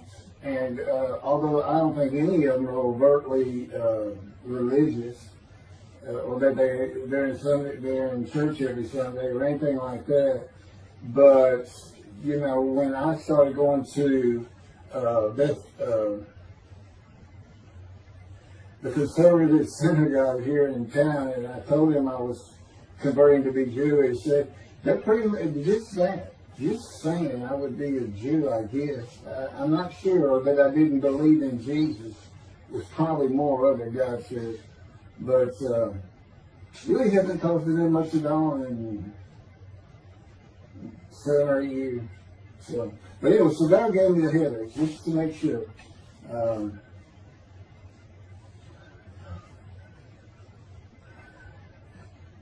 Anyway, I was married to Denise for 18 years, and we divorced in 1997 for irreconcilable differences.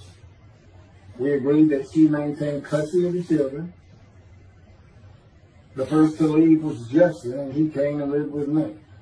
Then Brooke started getting in trouble, who is, as tough as she is beautiful. Her mom's very difficult to get along with. Justin was a lot like me at his age. Trouble followed him everywhere he went. Like me, he was hard to talk to, and like me, his getting out of high school was a coin flip. He's doing great. He learned the oil and gas landman business, and I helped him out as much as I could, and friends of mine helped him out even a lot more. And he's very successful in it. Married, no children. Laura's married, no children. She's got a great job. And Brooke is married with 2 children. I have 2 grandchildren. Long life, sweetest children. You'll see what I'm talking about, long life, when I get to lung cancer that God chose to crush me with. Something had to be done, and to make matters worse, Denise had met a man, and they were going to get married. But he didn't want Brooke. to be part of their new family, or Justin for that matter. He wasn't going to go stay with them anyway. Now, I had 2 of the children, and she had 1, but all still in her custody according to the divorce decree. So anyway, I stopped paying child support on those 2. But had not gotten around to the proper revision of the divorce decree when I took Justin and Brooke with me to live on the Big Island, Hawaii. Laura came with us to visit for a month. This oversight on my part resulted in Denise and now her 3rd husband filing papers in divorce court for past child support for all 3 children, for the time I had begun paying her 1/3 of the original amount. I represented myself. I had 1 contempt of court and was locked up for a day, but I never had to pay that money. By verbal agreement, I sent Laura back exactly 1 month later. I could not leave her out, and I wanted her to see where her brother and sister would be living. They were all so close and protective of each other, and still are to this day. And she was so sad. One of the hardest and emotionally painful things I have ever done was put her on the plane back to Houston. I can't think of anything else. The backdrop to moving to Hawaii was my firm was in dire need of new work. But the oil and gas industry was down.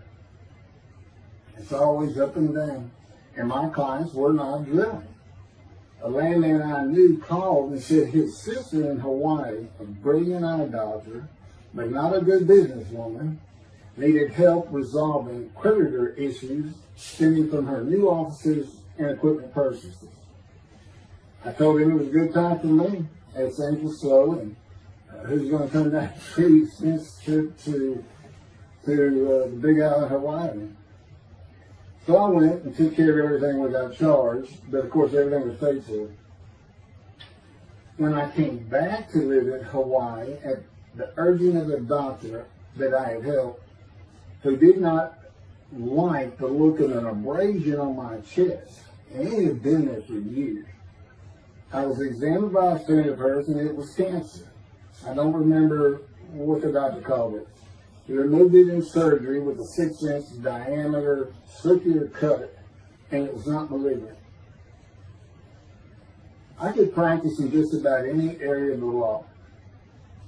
And all I had to do was pass the Hawaii bar exam, one of the toughest in the nation. While studying to the bar, my body, all at once, in a moment, told me something bad was wrong with me.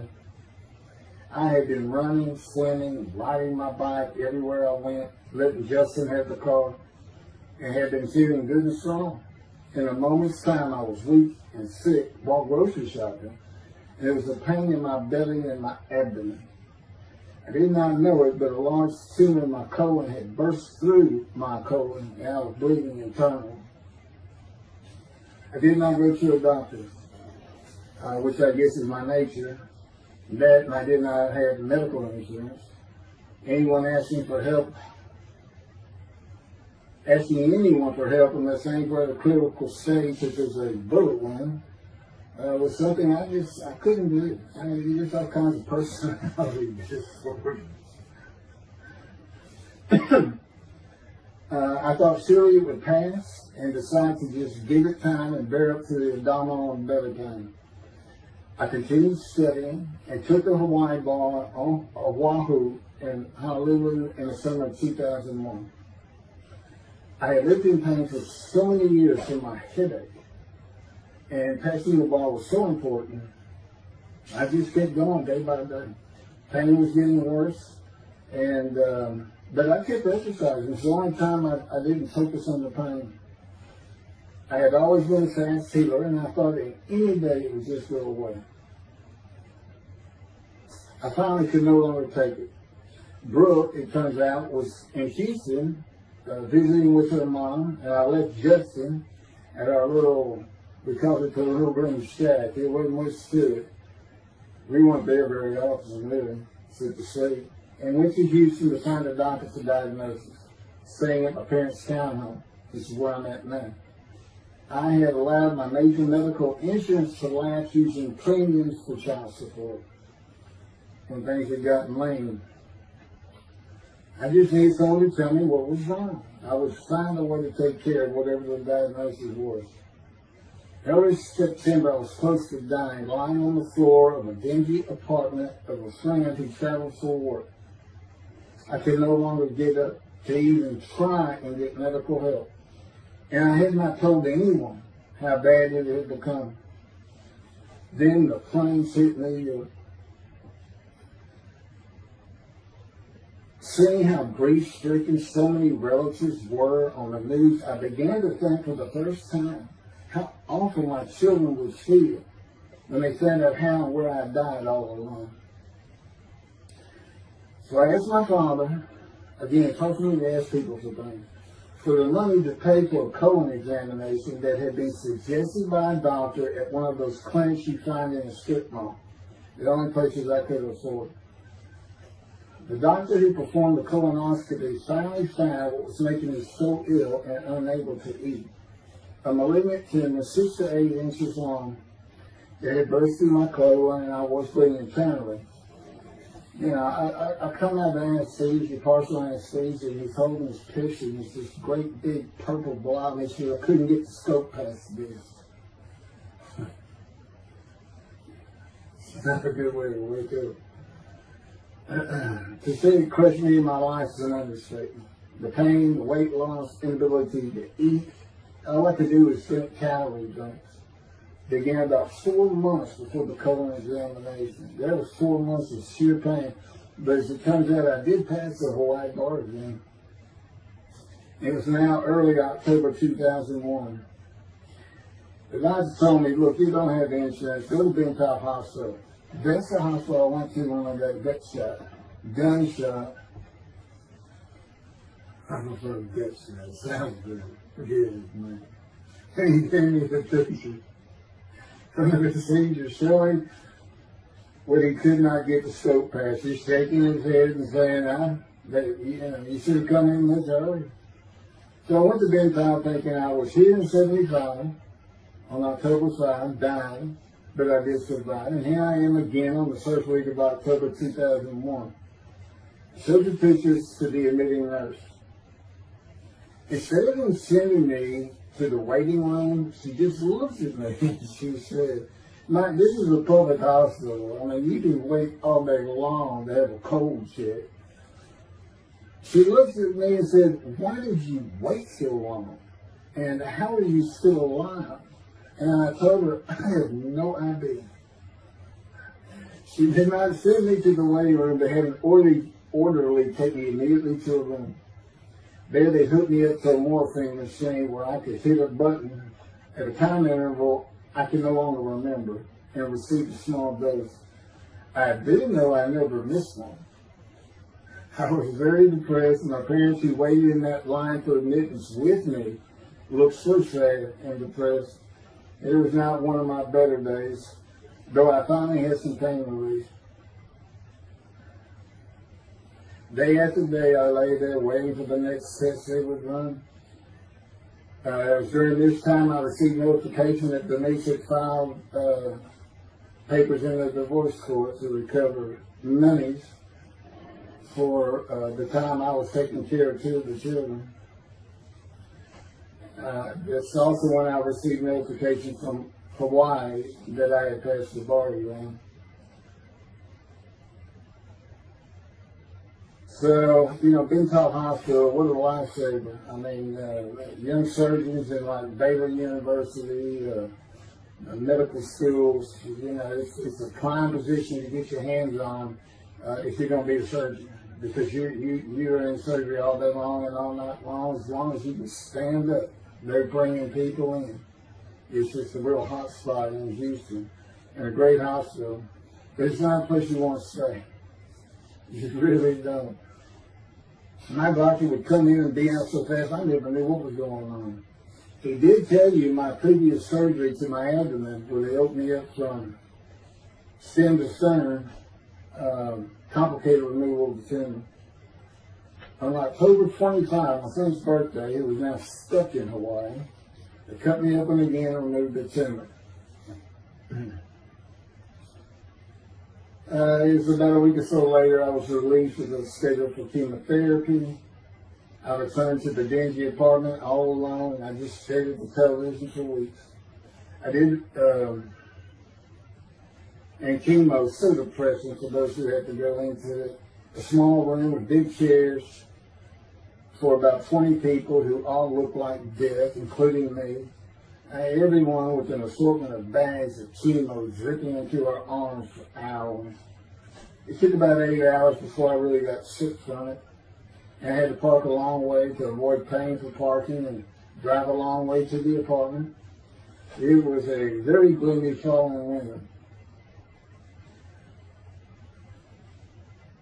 When I completed my chemo of once a week for 6 or 9 months, more tests were scheduled. I do not remember how many months the chemo lasted. I do remember I did not finish, missing the last 3 sessions. At the end, I could not get out of the door without bursting into tears and just not going. It just wore me down to nothing. On the right side, it was my goal. I had my own apartment called the Loft. It was brand new and very nice on a bayou close to downtown Houston with a running trail alongside it and lots of woods near Memorial Park where I had been running a 3-mile circuit since high school. I returned to being called for follow-up tests, including x-rays of my chest, and the colon cancer had not returned then and to this day. The chest x-rays were another matter entirely. The doctor told me he had bad news and showed me the x-rays telling me the white spots I was seeing was cancer. They were everywhere. Lungs full of cancer, he said, at a stage I could not be treated with any success. My dad was with me, and I asked the doctor, well, what does that mean? And when he said you need to prepare for death, the look on my father's face was so sad and hurt at the same time I'll never forget. And we've been through some tough things in this house. Every house we've been in. It didn't affect me one bit. I did not feel anything. I was too beat down from the chemotherapy repair I did.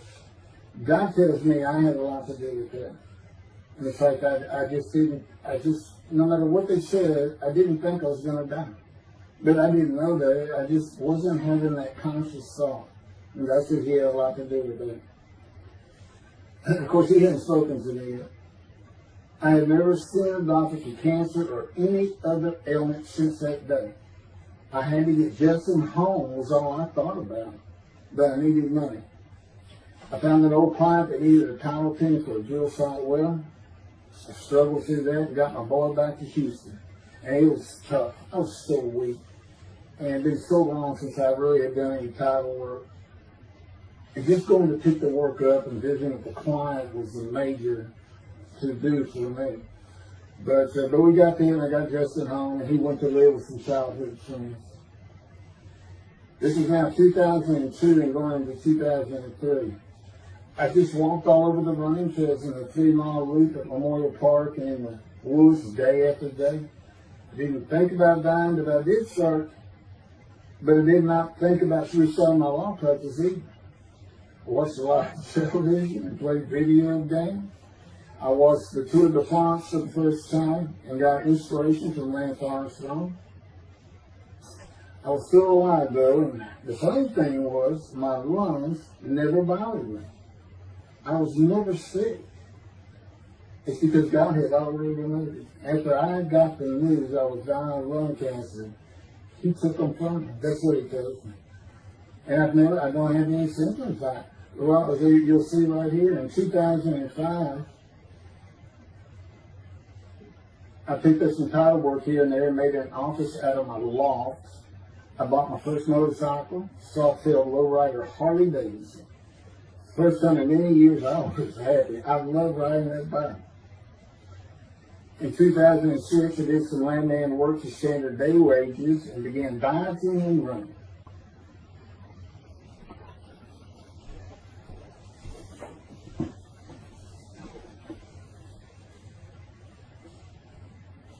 Once again, my camera only goes for 29 minutes and 59 seconds. And I'm going to back up just a little bit. In 2006, I did some land work for standard day wages and began diving and running. I had never been a swimmer in terms of training for it. I love the water and swimming, but I never trained with laps of different paces and various distances. Mostly because I was so slow, because of my right arm. I was reaching an age, though, where endurance in my running was more important than speed. And so endurance swimming was too.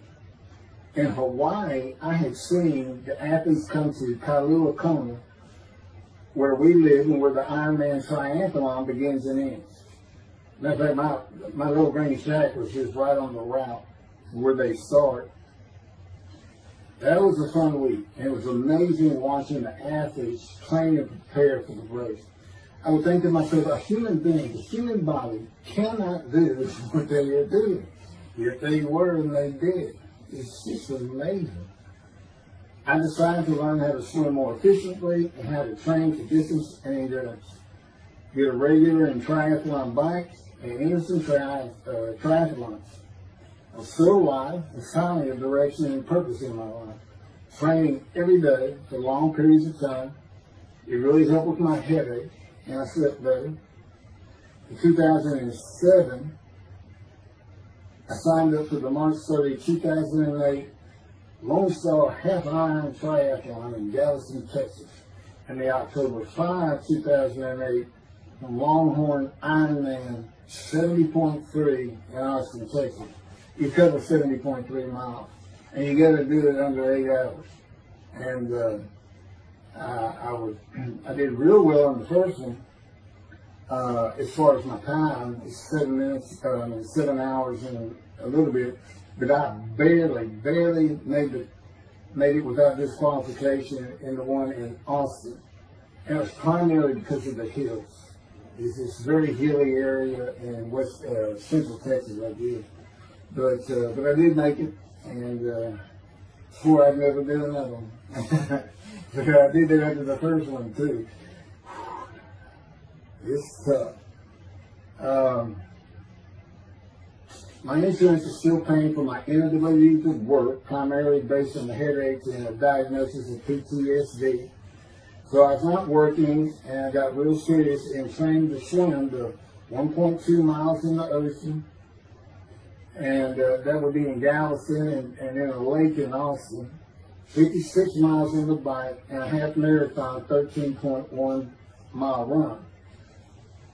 That's what I was able to do with a diagnosis in 2001 of lung cancer that could not even be treated, stage 4. And that's just about impossible.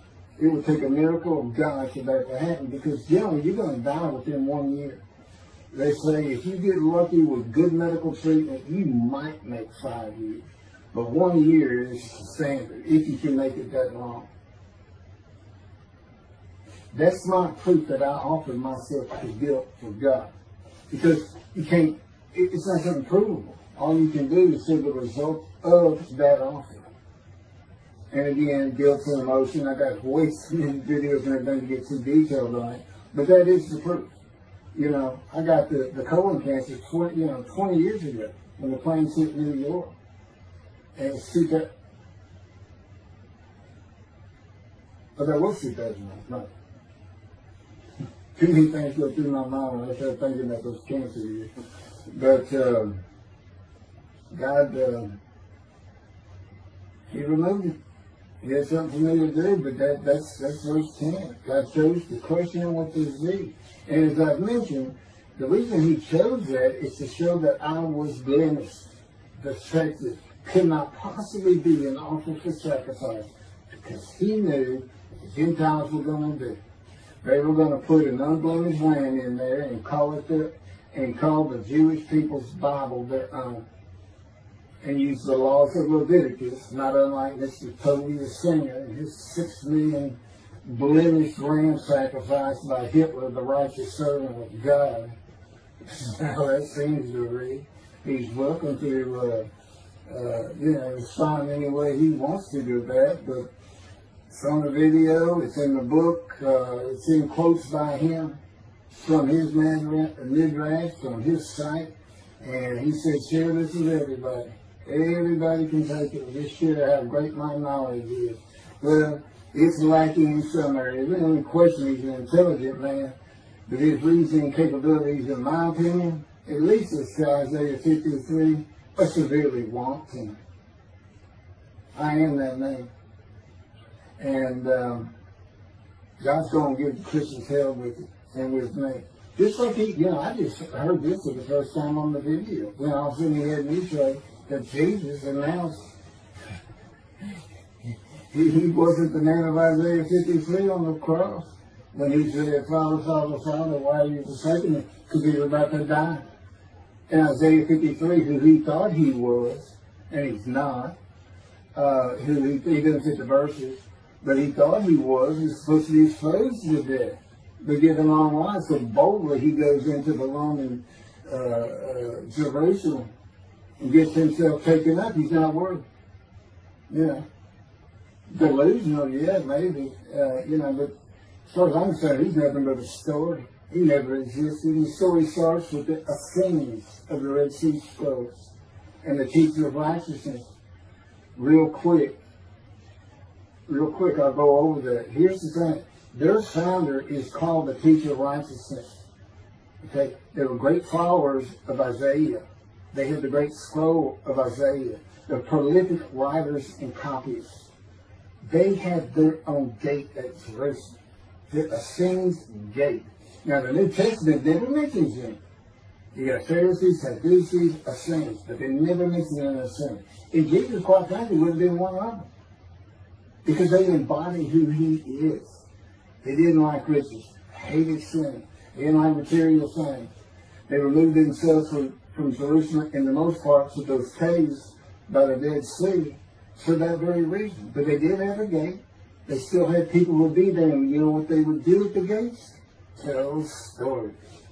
That's what you do. You tell stories. And it is a great story. Here's this guy. He's connected with God. Back then they believed men were gods. Satan was a god. Over in Egypt, you had the same thing going on. It's a common thought that men could be gods. And this story just springs up. And they didn't even question. They'd have gone and questioned it. I mean, they're sitting right front and center in Jerusalem. You think they didn't hear? This man walking on water, raising the dead, feeding 5,000 with 2 fish and 5 loaves. Turning water to wine. That alone, Rome would have said, Caesar would have said, he does what? He turns water to wine. Bring him to me. He's going to touch a hair on his head. You don't kill a man who turns water to wine. You send him out with your arms. Make your men happy. It's, there's so many ridiculous aspects to it. Most particularly, God performed a human sacrifice for the sinning Gentiles. He left the sinning Jews for the sinning Gentiles. But he gives them an out, these Gentiles, not his church. He gives them an out. I'm going to kill my son for you. So that you'll be forgiven of violating my commandments and laws. If anybody knows God, and the Jews do, and I know him like nobody's business, that's not him. That's not him. I mean, he told the Jews, I'm never going to leave you, but I will punish you. Now, that's him. That's him. And he'll put you through hell just to make you a better person, a better people. And he has no plans to change it, man. He's not going to change the minds and the thinking of billions of people to make them love the Jew. He's just not going to do it. And the practicality is, he didn't create man for him to even be able to do that. Now, he could have created humanity where he could do that. He could change the mind of everybody at the same time. I'll tell you on this, he's been working on my mind for 13 years. It is one brutal compromise. It's a very one-on-one affair. Now, he says, now, I could just kill everybody. I mean, that's easy enough. That's easy. I could just kill everyone, but He said, that's not, it's all about this. You got to know how to read the Bible. It's written for antiquity first, and the Dark Ages, and then the Age of Enlightenment. I mean, basically he's saying you've got to go back over it. You've got to check these guys. You've got to check Rambam and his speech. God's going to make the world speak Hebrew. Or, they will be the pure. So you've got to check some of this stuff. And I read Rashi's, I went through his Isaiah 53 main branch, and all I can say is very unimpressed. I see what he has to say in Malachi. He didn't pick up on any of this. He didn't know what the angel of the Lord is, the angel of the covenant that you desire. He doesn't know how Moses goes by a burning bush is not consumed. The angel of the Lord is in there, and God speaks. I do. To me, it's just like, well, you just get some basic concepts, and all of a sudden, and quite frankly, it'll open up the scripture to the Jews. They can put the Talmud aside for a little while. God will say this. God says, if you can study it, study it. There's all kinds of great things in it. Just be real careful about what you teach from it. And it's useful for heaven. If you like to talk about Talmud as a scholar with other Jews who may very well be in scholarly remembrance with you, you can meet up with them. Just see them in the meeting places, have them over to your room. Y'all can watch the new earth being created and the new peoples of God chosen, and watch the evolution of the chosen people. And humanity, the same as this one. God says, why would I change? Why would I change? When I did it, it was perfect. And you can tell as soon as that, the evolution that he's talking about, where all of a sudden the world's going to love the Jews, been going on for over 3,000 years, and it hadn't even, and today, anti-Semitism's up, and David is here. It's not going to happen. Thank you very much. I will be doing, is that 5 and 6? Yeah, that was 5 and 6. Now the book picks up at chapter 7. It's on video when God first speaks to me. And it's just very interesting. And we'll still be putting some videos out. But I've pretty much covered all the major material. Everything from Isaiah 53, the day of the word, Lord. There's a few more things, and it's a better read than it is a video watch, but, for those who like to read. But it's covered very well in these videos. And now that I put in the personal part in, which is to show how I said Isaiah 53, and you see the difference in my life. Now, that's a life of suffering. That's a life of pain. That's a life of familiar with disease. They said, gee, when he died on the cross, he was scourged. He was scourged, and this and that. Do you know how much he suffered in his life? I mean, he's not even in the conversation as a man of suffering. He's not in the conversation. Thousands and thousands and thousands of people died horrific deaths back then, and by crucifixion. Not the only one. This is descriptive of a man and his life, so you can find him, identify him. And what did he do? He never suffered. He's never sick, ever. Until the last day of his life. 30 years old, he's got one day under his belt is pain and stuff. Yeah, to me, that's not, you're not even in a conversation. I mean, this is nothing.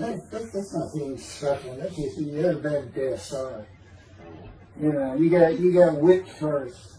You got whipped. One gospel says that the scourging was an open-handed slap to the face. Now, the other three do say scourge. And then every movie you see, he's carrying that cross, and he's all whooped up and bleeding, this and that. He carries the cross in one gospel only. In the other three, it's carried for him. And then he's on the cross, and what does he do? Father, Father, why have you forsaken me? And then the gospel says, one of them, and then he gave up the ghost. He gave up and died. I laid in the back of the ambulance for 8 hours, doing everything I could in my power to stay alive. Just gave up the ghost. There's another video where we make that a little bit more humorous. Anyway, thank you for listening, and I guess that's it. Thank you.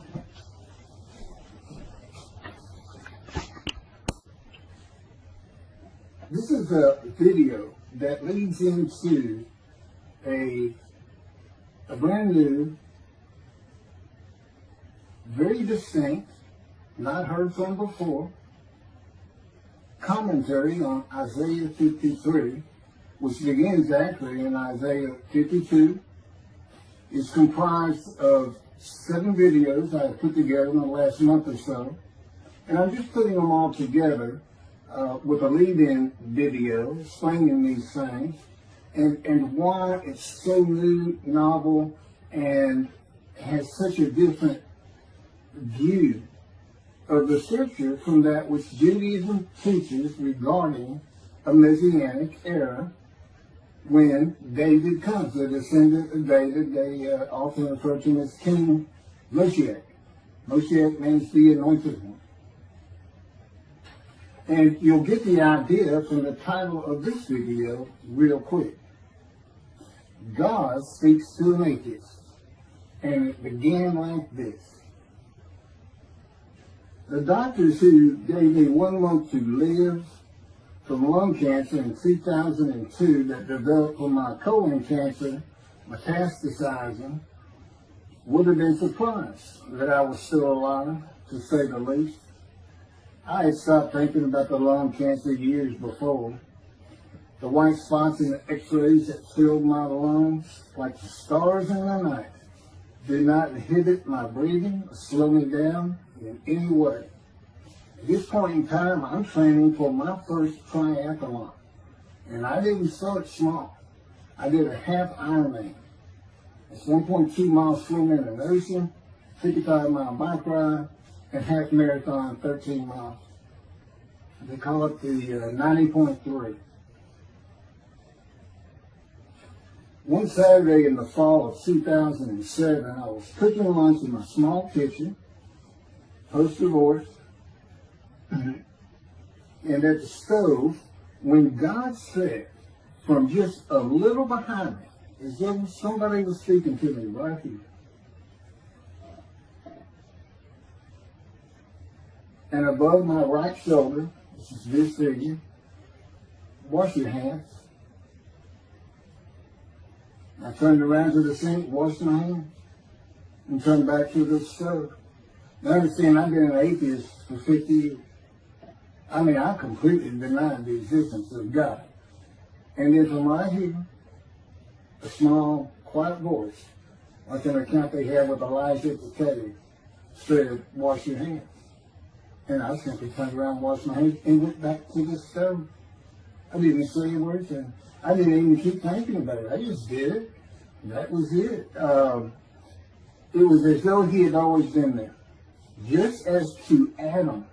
That's what I liken it to. And he dictated this to me. This is from my book, the book of my life that God dictated to me. It's called The Righteous Servant of God of Isaiah 53. No, the life of God's righteous servant of Isaiah 53. And he put it together. And he did it because he actually came to me, as Jeremiah would say, in the womb, but in my first year of life. And like Ezekiel, lit and entered me. So that part of chapter 11 of Isaiah happened well over 62 years ago. That's when that happened. That's when Moshiach was here. For all these rabbis and commentators who have been saying, he's here, no, he's here. Well, he's been here, I've been here a long time, I just wasn't prepared and hadn't even heard his voice yet. But what he did, you know, with Jeremiah, he made sure he was a priestly, godly man and guided his life. With me, it was to make sure I fit every single verse of Isaiah 53 as only I can explain it, what it's for, what it all means, and live a life of suffering familiar with disease. God chose to crush him with disease that he would offer himself for guilt and receive long life to see his children. That's my proof that it happened. They told me 20 years ago, we can't treat this lung cancer. It's too advanced.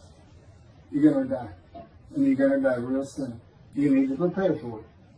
And it did crush my life. I stopped work. I just kept waiting to die. And I'm getting dying now. I'm training at this point in 2007. I'm training for a triathlon. I finally said the heck with it all. And that's the proof. Crushed with disease, exposed to death. That's in verse 12. Exposed to death. And here I am, 20 years later, still going. Him seeing Dr. Since never received any treatment, which is unheard of with lung cancer. And had colon cancer before that and had skin cancer. I'm a man familiar with disease, that God chose to crush the disease. And these 7 videos put together as one, obviously I wouldn't ask or want, and I couldn't do it. To listen to them all at one time, but I know you can mark your spots and everything. But it was spread out in 7 different videos, and I thought, well, the next video I'll do, I'll have a preamble to it and explain this. This is not fooling around.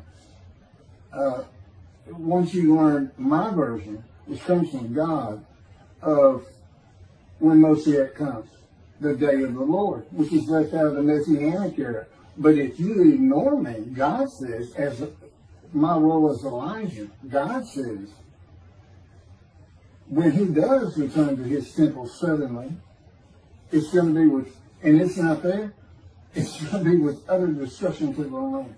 Okay, all this is explained, so I'm not going to keep going in detail and carry on with God first speaking to me, but it was as what Adam would have felt like. This is natural. I mean, to him, you know, having somebody speaking to him from above him, from up here, from within him, it's perfectly natural. And he wouldn't be falling down in reverence and I'm not worthy and all that. It would just be this person's always talking to him and telling him what to do. The fact that he doesn't see him wouldn't probably enter into his mind. This, you know, this is the natural order of the world for Adam and me, particularly today, 13 years later. Still in God's final refinement, preparing me, and now we have the books, the unpublished, Jewish publisher, Christian publisher. I dare not even send it to them, because how harsh I am on Jesus Christ. He said he was the man of Isaiah 53. And it's because of him I had to get crushed with cancer. That's what that's all about. God doesn't have to crush you to make you offer yourself for guilt. He just seized Ezekiel and put him through the fire of refinement, the anguish of it, and sent him off to be a prophet to the Assyrian, Babylonian exile, of which he was one, actually. Ezekiel, the book of Ezekiel is the key to Isaiah 53. That's my backer. See, God, these videos, everything, the way where he put angel of his presence and Holy Spirit, that Judaism doesn't recognize. A host of the Lord's host. It's in the book of Joshua, one time. He did it so they wouldn't find it. He knew what this was going to be about. These are my proofs. This is what it's all about. He set it up for me to be this controversial. You just got to take the Messianic era of Judaism and toss it out the window. And you'll understand why, when God has me explain it to you, he controls everything I do, think, and say. Finishing preparing lunch and ready to watch a Texas A&M football game, I headed to the living room, and God said, "Get a napkin." I turned back to the kitchen and got a paper towel. Sitting on the couch, from about the same place. Sitting on the couch with the television on and my plate in my lap, God said, "Get your TV tray." I got up, set my TV tray in front of me, and placed my plate on it, began eating and watching the game. That night, I was in bed reading a book. From the doorway, God said, "Tomorrow we're going to Bed Bath & Beyond, the store, to buy a shower curtain, sheets, pillowcases, and shopping journals for things that you need." I said, "Okay." and continue reading my book. That's God spoke to an atheist. That's how it started. We call it the early years now. Talk about it. It was so different from the way things are, and all the same in the same breath. And I have since done this. It was by His power upon my emotions and thoughts that His presence with me was though He had always been there. In other words, when you read in the Hebrew Bible, God calls somebody's name like little Samuel, and He says, "Here I am. Here I am." Now there's some accounts of people falling to the ground, but He can put a silent knowing to you. He can put knowledge within you, your mind, where you never hear a word from it. In other words, put into your mind the God of all creation is about to speak to you. And He doesn't have to say, "Stay calm." He controls emotions. He's saying, "Keith, I created emotions. And there's nothing I can't do with yours, and believe me, it's just been proven to me." I'm not going to get into all that. This story goes on. It turns out he had been like Jeremiah from the womb, and he passed by that. I've never been affiliated with any church or synagogue. I've never had any teaching from yeshiva or seminary. Throughout my life, I did not. Let's put it this way. I was the actual opposite of Jesus Christ. Actual opposite. I'm a sinner. You know, I mean, He took me back. He said, "Look." Yeah, because I said, "Well, I wasn't that bad of a sinner." It was. He said, "Still it." Still, He go off in vision like the story of Scrooge and the Ghost of Christmas Past. I started getting smart with him. This is just talking friend to friend. I can talk to him like he's just a buddy sometimes. There is a line I know not to cross. I said, "Why would you call that a sin?" I said, "Why is that a sin?" He said, "Keith, it's a sin. You lied." I said, "You did, but if I didn't lie, I was going to jail." He said, "But that don't make it good." I said, "Well, which comes first? Going to saving yourself? Or lying and so what? I didn't believe in you anyway. I wasn't worried about going to hell either. I didn't think about this thing." He's telling me, "Man, I didn't let you. This is why I was with you from the get-go." He wanted me to be fresh. No preordained, settled in thoughts and beliefs on anything. Of course, I grew up in Texas for the most part, so it would have been Christianity. I didn't associate with anybody who was religious. I didn't even know what the term Jesus meant. I didn't even know that Jesus died for my sins, supposedly, in their theology. And I didn't know that there was a problem between Judaism and Christianity. Jews and Christians. I didn't know that. I had plenty of Jewish friends. You know, I was in the late 60s, 70s, my formative, going into my teen years, and, you know, we treated everybody as an equal. I never thought about it. Including African Americans, who in my day, we just said blacks. I guess it doesn't go anymore. But they're great friends of all kinds. My best friend, I didn't even know he was Jewish until I saw him on Facebook 40 years later. But anyway, let me jump ahead. Okay, this is how God communicates with mankind. This is what the prophets are all about. It's not just Ezekiel, a spirit lit and entered into me. At that moment, God was speaking. And then He says, at that moment, a spirit entered into me, and then I could hear God's words. So He's saying, and that means God is in His spirit. And it's just imagine the presence of God is His mind, and it is composed of elements of the unseen realm that we can't understand, and spirit He created, and the angel of the Spirit, the Holy Spirit, He created. But that's completely different elements. His presence is different from God's presence. But they're like big clouds, and they can float together and be as one cloud. Okay, that cloud is what descends upon you. They are within me and without me.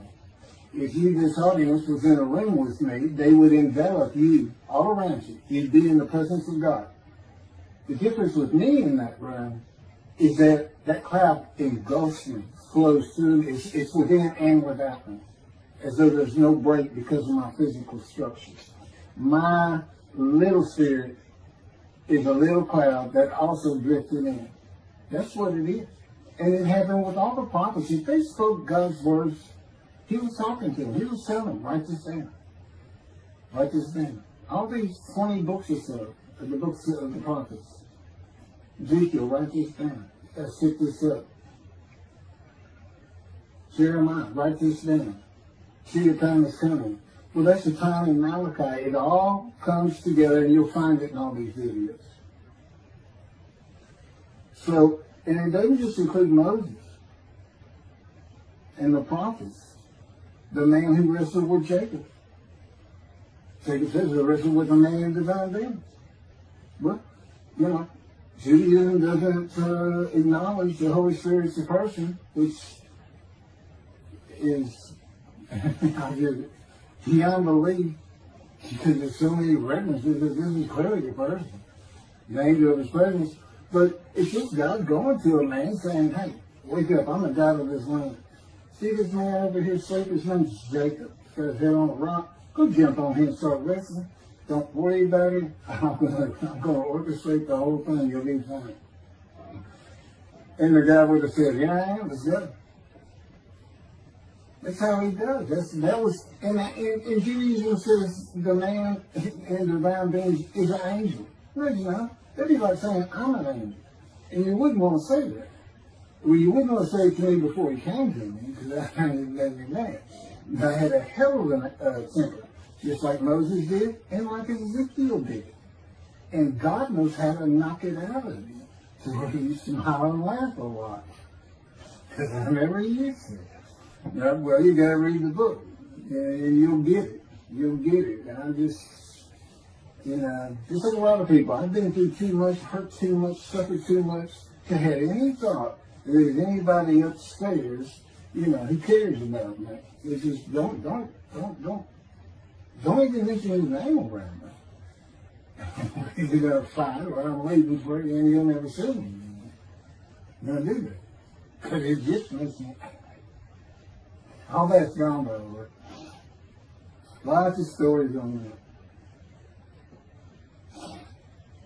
Oh, and the spiritual, he's got his own personality. He's angelic. He has a very childlike voice. And it's just nothing but a ball of humor. He can have me say he's the greatest comedian of all times of the universe. And he's just a joy to talk to him. And he has the smarts of God. But I have instant communication with him. I have instant communication with God. It's like there's three persons in my mind. This one cloud, it's three clouds. It's two spirits and the elements of God's mind. And slow process of 13 years, and there's 13 years of, and this is from Isaiah 53, punishment, wounding, chastisement, maltreatment, crushing, bruising, and I'm telling you, he's relentless. This is the stories, and I have a lot more once I get to Israel, and I have full confidence God's going to get it done. That's one thing I don't worry about. 13 years, a year and a half of trying to get books published, denied by everybody who even bothered to answer me, because it's just so different. And it can only go to Jewish publishers, and it's just like, well, this isn't the stuff we believe, and it sounds like he's saying it's him, and this and that. Well, I was. God said I made sure I didn't get them published. I wanted to do the videos first. You see, I'm not on the executive committee. I don't know what's going on 99% of the time. I don't know what I'm going to have for dinner. I no longer have self-will. I can't ask him for anything. There's all kinds of reasons for that, such as, you know, if one of my kids gets sick and he doesn't heal them up, you know, cancer or something, Am I going to be disappointed? Am I going to be hurt? The answer is no. He's trained me too well to even bother asking. If he's going to do it, he's going to do it. I know he has the knowledge, and he's right here with me. So, you know, it's a long, detailed process. I know things from his perspective. This is another reason the Messianic era is not going to happen. And it comes out in these sins.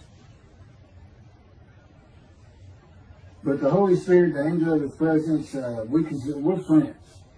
God says, I can't be friends with human beings. I said, well, we're friendly with each other. He said, yes, that's right. I said, you know, I Googled this, and technically you are my friend. He said, well, I know, but I just don't acknowledge it. I said, why? He said, because I'm God. That's what I am. I get to do whatever I want. And he's just messing with me. It's just like having a friend. Of course, it's a true statement. He can do whatever he wants. He's pretty stately and regal. But, again, we live together. I've lived with him for 13 years now. And it's never going to end until I die. I wouldn't even know what to do. And he said, if I left you, you're going to fall down dead. You're not supposed to be alive. I keep you alive. So I took that cancer from you, but I just put it back in if you do something that you want to leave. I said, well, what am I going to do? No self-will. To an extent, no self-thought. And I told him, I'm not even a human being anymore. He said, well, what are you? I said, I don't know. I'm a man and divine being, but I'm not a human. I don't have self-will. That's what distinguishes you as a human being from an animal. He said, but I'm being a human for you. I'm providing you self-will. So you do, in a way, have it. So you're still a human being. I said, well, I'm dead. He said, why are you dead? I said, because it's like my brain's not connected to my spirit anymore. It's like you're sending all the information in. And that's about heaven. I haven't lived the existence in heaven as to my thoughts, because in heaven you won't have a mind. The heaven for the Jewish people only, I might add. You won't have a mind. God got to provide it for you. He's got to be you for you as a completely new and different creature. Still you. It's a very amazing story on how that does. And I'm talking all these things and literally experiencing, not only in the real, but in visions. I've had more visions than, if you count every single vision in the Hebrew Bible and the New Testament, I've had easily double that. And I'm a walking visual. God's communication, and this actually shows up in the story of Moses, he won't let me tell right now. But he puts images in your mind. Instead of saying a sentence, you get something in your mind, a picture. Anyway, I call it visuals. And you can be wide awake for those. And I can be in vision wide awake. Okay, so we finished our shopping. You get shower curtains and everything. And God said, let's go to the bookstore and get you a Tanakh. To which I replied, well, what's the Tanakh? I didn't Hebrew Bible, okay. Well, I know the Holy Bible, the New Testament and Old Testament. And on we go. My son to learn for the first time. At Barnes and Nobles, we looked at all the Hebrew Bibles and purchased the Jewish Publication Society's Tanakh, the Holy Scriptures, which is a translation that began in 1956 and was published in 85. Men who spent 30 years on the Leningrad Codex, the oldest Hebrew Bible in existence. They started from scratch. I hear these rabbis and people say, well, I know what these translations are, this and that, and this, and God says, just go with the JPS. They hit it right just about every single time. I've only found one thing that I don't understand how they miss it. But it's in 53. It's the 1985 edition. That's the best translation you can get out there. And I don't just hear God speak to me. His presence is heavy. And I'm also, it says he pinned Ezekiel's arms behind his back with his cords of power. And by his cords of power, Ezekiel could not leave his house. That's in Isaiah 53. He took him from the land of the living. Took him from society. The man of Isaiah 53 lives, so he's taken from society, but that doesn't, from the land of the living, that doesn't mean he died. And there's no crucifixion in 53. So You start to see how Ezekiel is so important in this, and that's where you find out about the covenants of friendship that come with God in the day of the Lord when Moshiach comes. Again, you don't hear anything about it in this Messianic era. I'll tell you this. I think the Jewish people are going to like this better. I think throwing out all that rubbish Judaism's been teaching from back in antiquity, that's where they're stuck, and see what's really going to happen with God coming back, a man in divine being, with the capabilities of Moses, Elijah, the descendant of David. All their attributes, okay, are in me. I can be each and every one of them, and I can be all four of them at one time. And God can speak to me. So, it's going to be fine. And he wants his temple rebuilt. That's the purpose of Isaiah 53. It says, a purpose which might prosper of God. But it doesn't tell us what the purpose is. Well, we find it in Malachi 3. I sent my messenger before me to clear the way for me, and I should return to my temple suddenly. But the covenant that comes with David says, I'm going to place my sanctuary amongst you. He already knows it's not going to be there. And then we have Elijah in Malachi 3. Well, he's got a purpose that might prosper. And if it doesn't, God comes with utter destruction to the land. And again, you don't hear it with the Messianic era. Utter destruction to the land. There's 7 million Israeli Jews. How can you not read that and go, that sounds an awful lot like, I'm going to raise up armies against you? How can you just ignore that? Well, anyway, we're going to see stuff. And the purpose that might prosper, I never believed that. I think that just puts the man of the righteous servant of God of 53, I think that puts him with, he's got the same purpose as Elijah. Elijah is supposed to bring the families back together through the laws and teachings God gave Moses, or being mindful of them. That's the new covenant. It's an amendment. It's an amendment that also has a new inclusion of sin forgiveness. Over the last 63 years, God's presence has resided in Texas, Louisiana, Florida, and Hawaii. And he is more than ready to return to his land, Israel. Because wherever I am is where his presence is, and those are all the different states I lived in over this time period. Wherever I go. And in fact, if you see me in Israel down at the old city or down at Tel Aviv, you can turn to your friend and say, hey, I know where God is. I say, really? I thought he left.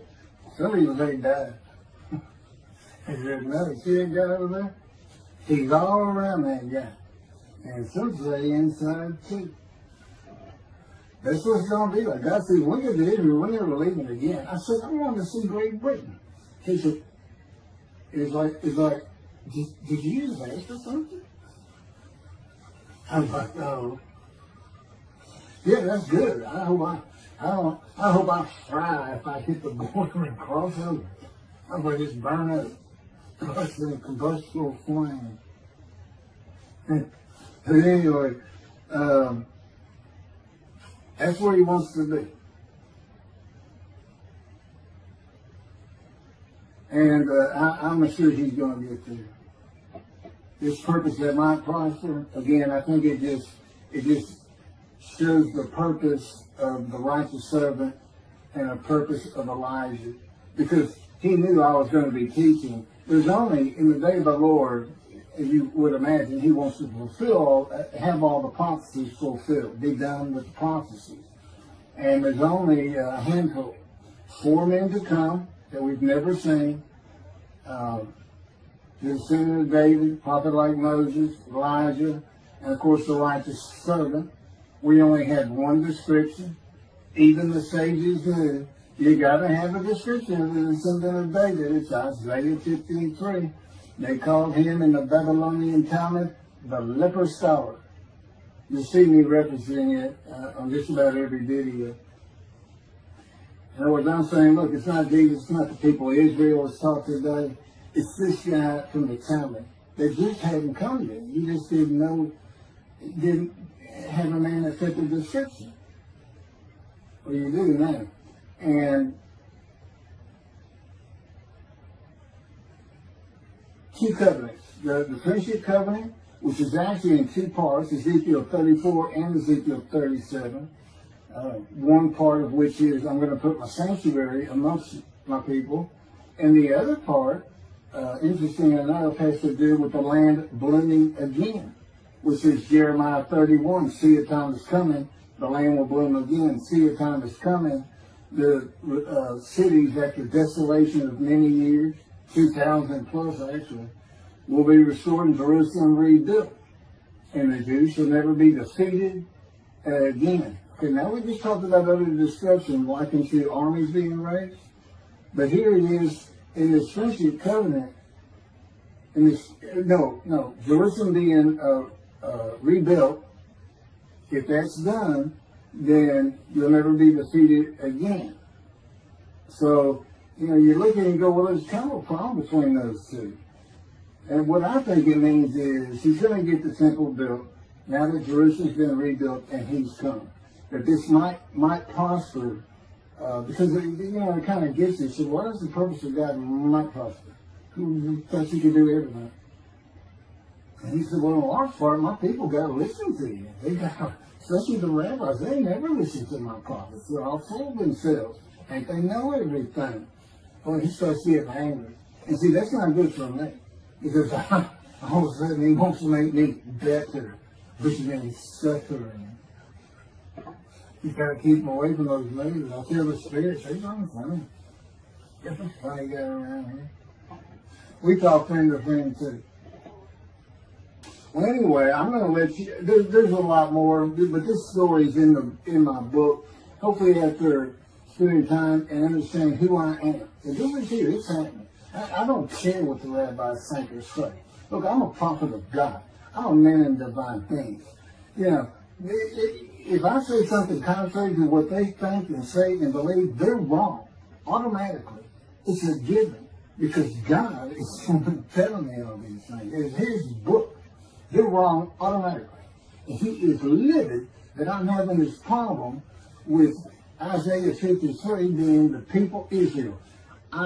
Well, it's in the videos, but you ought to see the arguments they really put back before that, for Isaiah 53:10 and other verses. Rabbi Tobiah Sandra out of his Judaism, he went Christian. The Christians went to the laws of Leviticus, animal sacrificial laws, and said Jesus is the unblemished lamb. That's why, and they're using, Leviticus where you could offer a lamb and for unintentional sins, but nevertheless, they turned it into, he was a human sacrifice, which he says himself. He says, God no longer wants bulls and goats for sin. He prepares my body for sacrifice. He's really talking about it, and God made the sacrifice to Gentiles so that they didn't have to obey His commandments and laws. From an atheist who comes in with no religious background, I read that and I look up face to face with God wherever He is that moment. And I say, you gotta be kidding me. People believe this? He said about 2 billion right now. So I'm not going to bother trying to tell you how many there's been in 2,000 years. God made a human sacrifice to me so I can go to heaven and I can go kill somebody if I want to. I can go beat my wife and my kids. I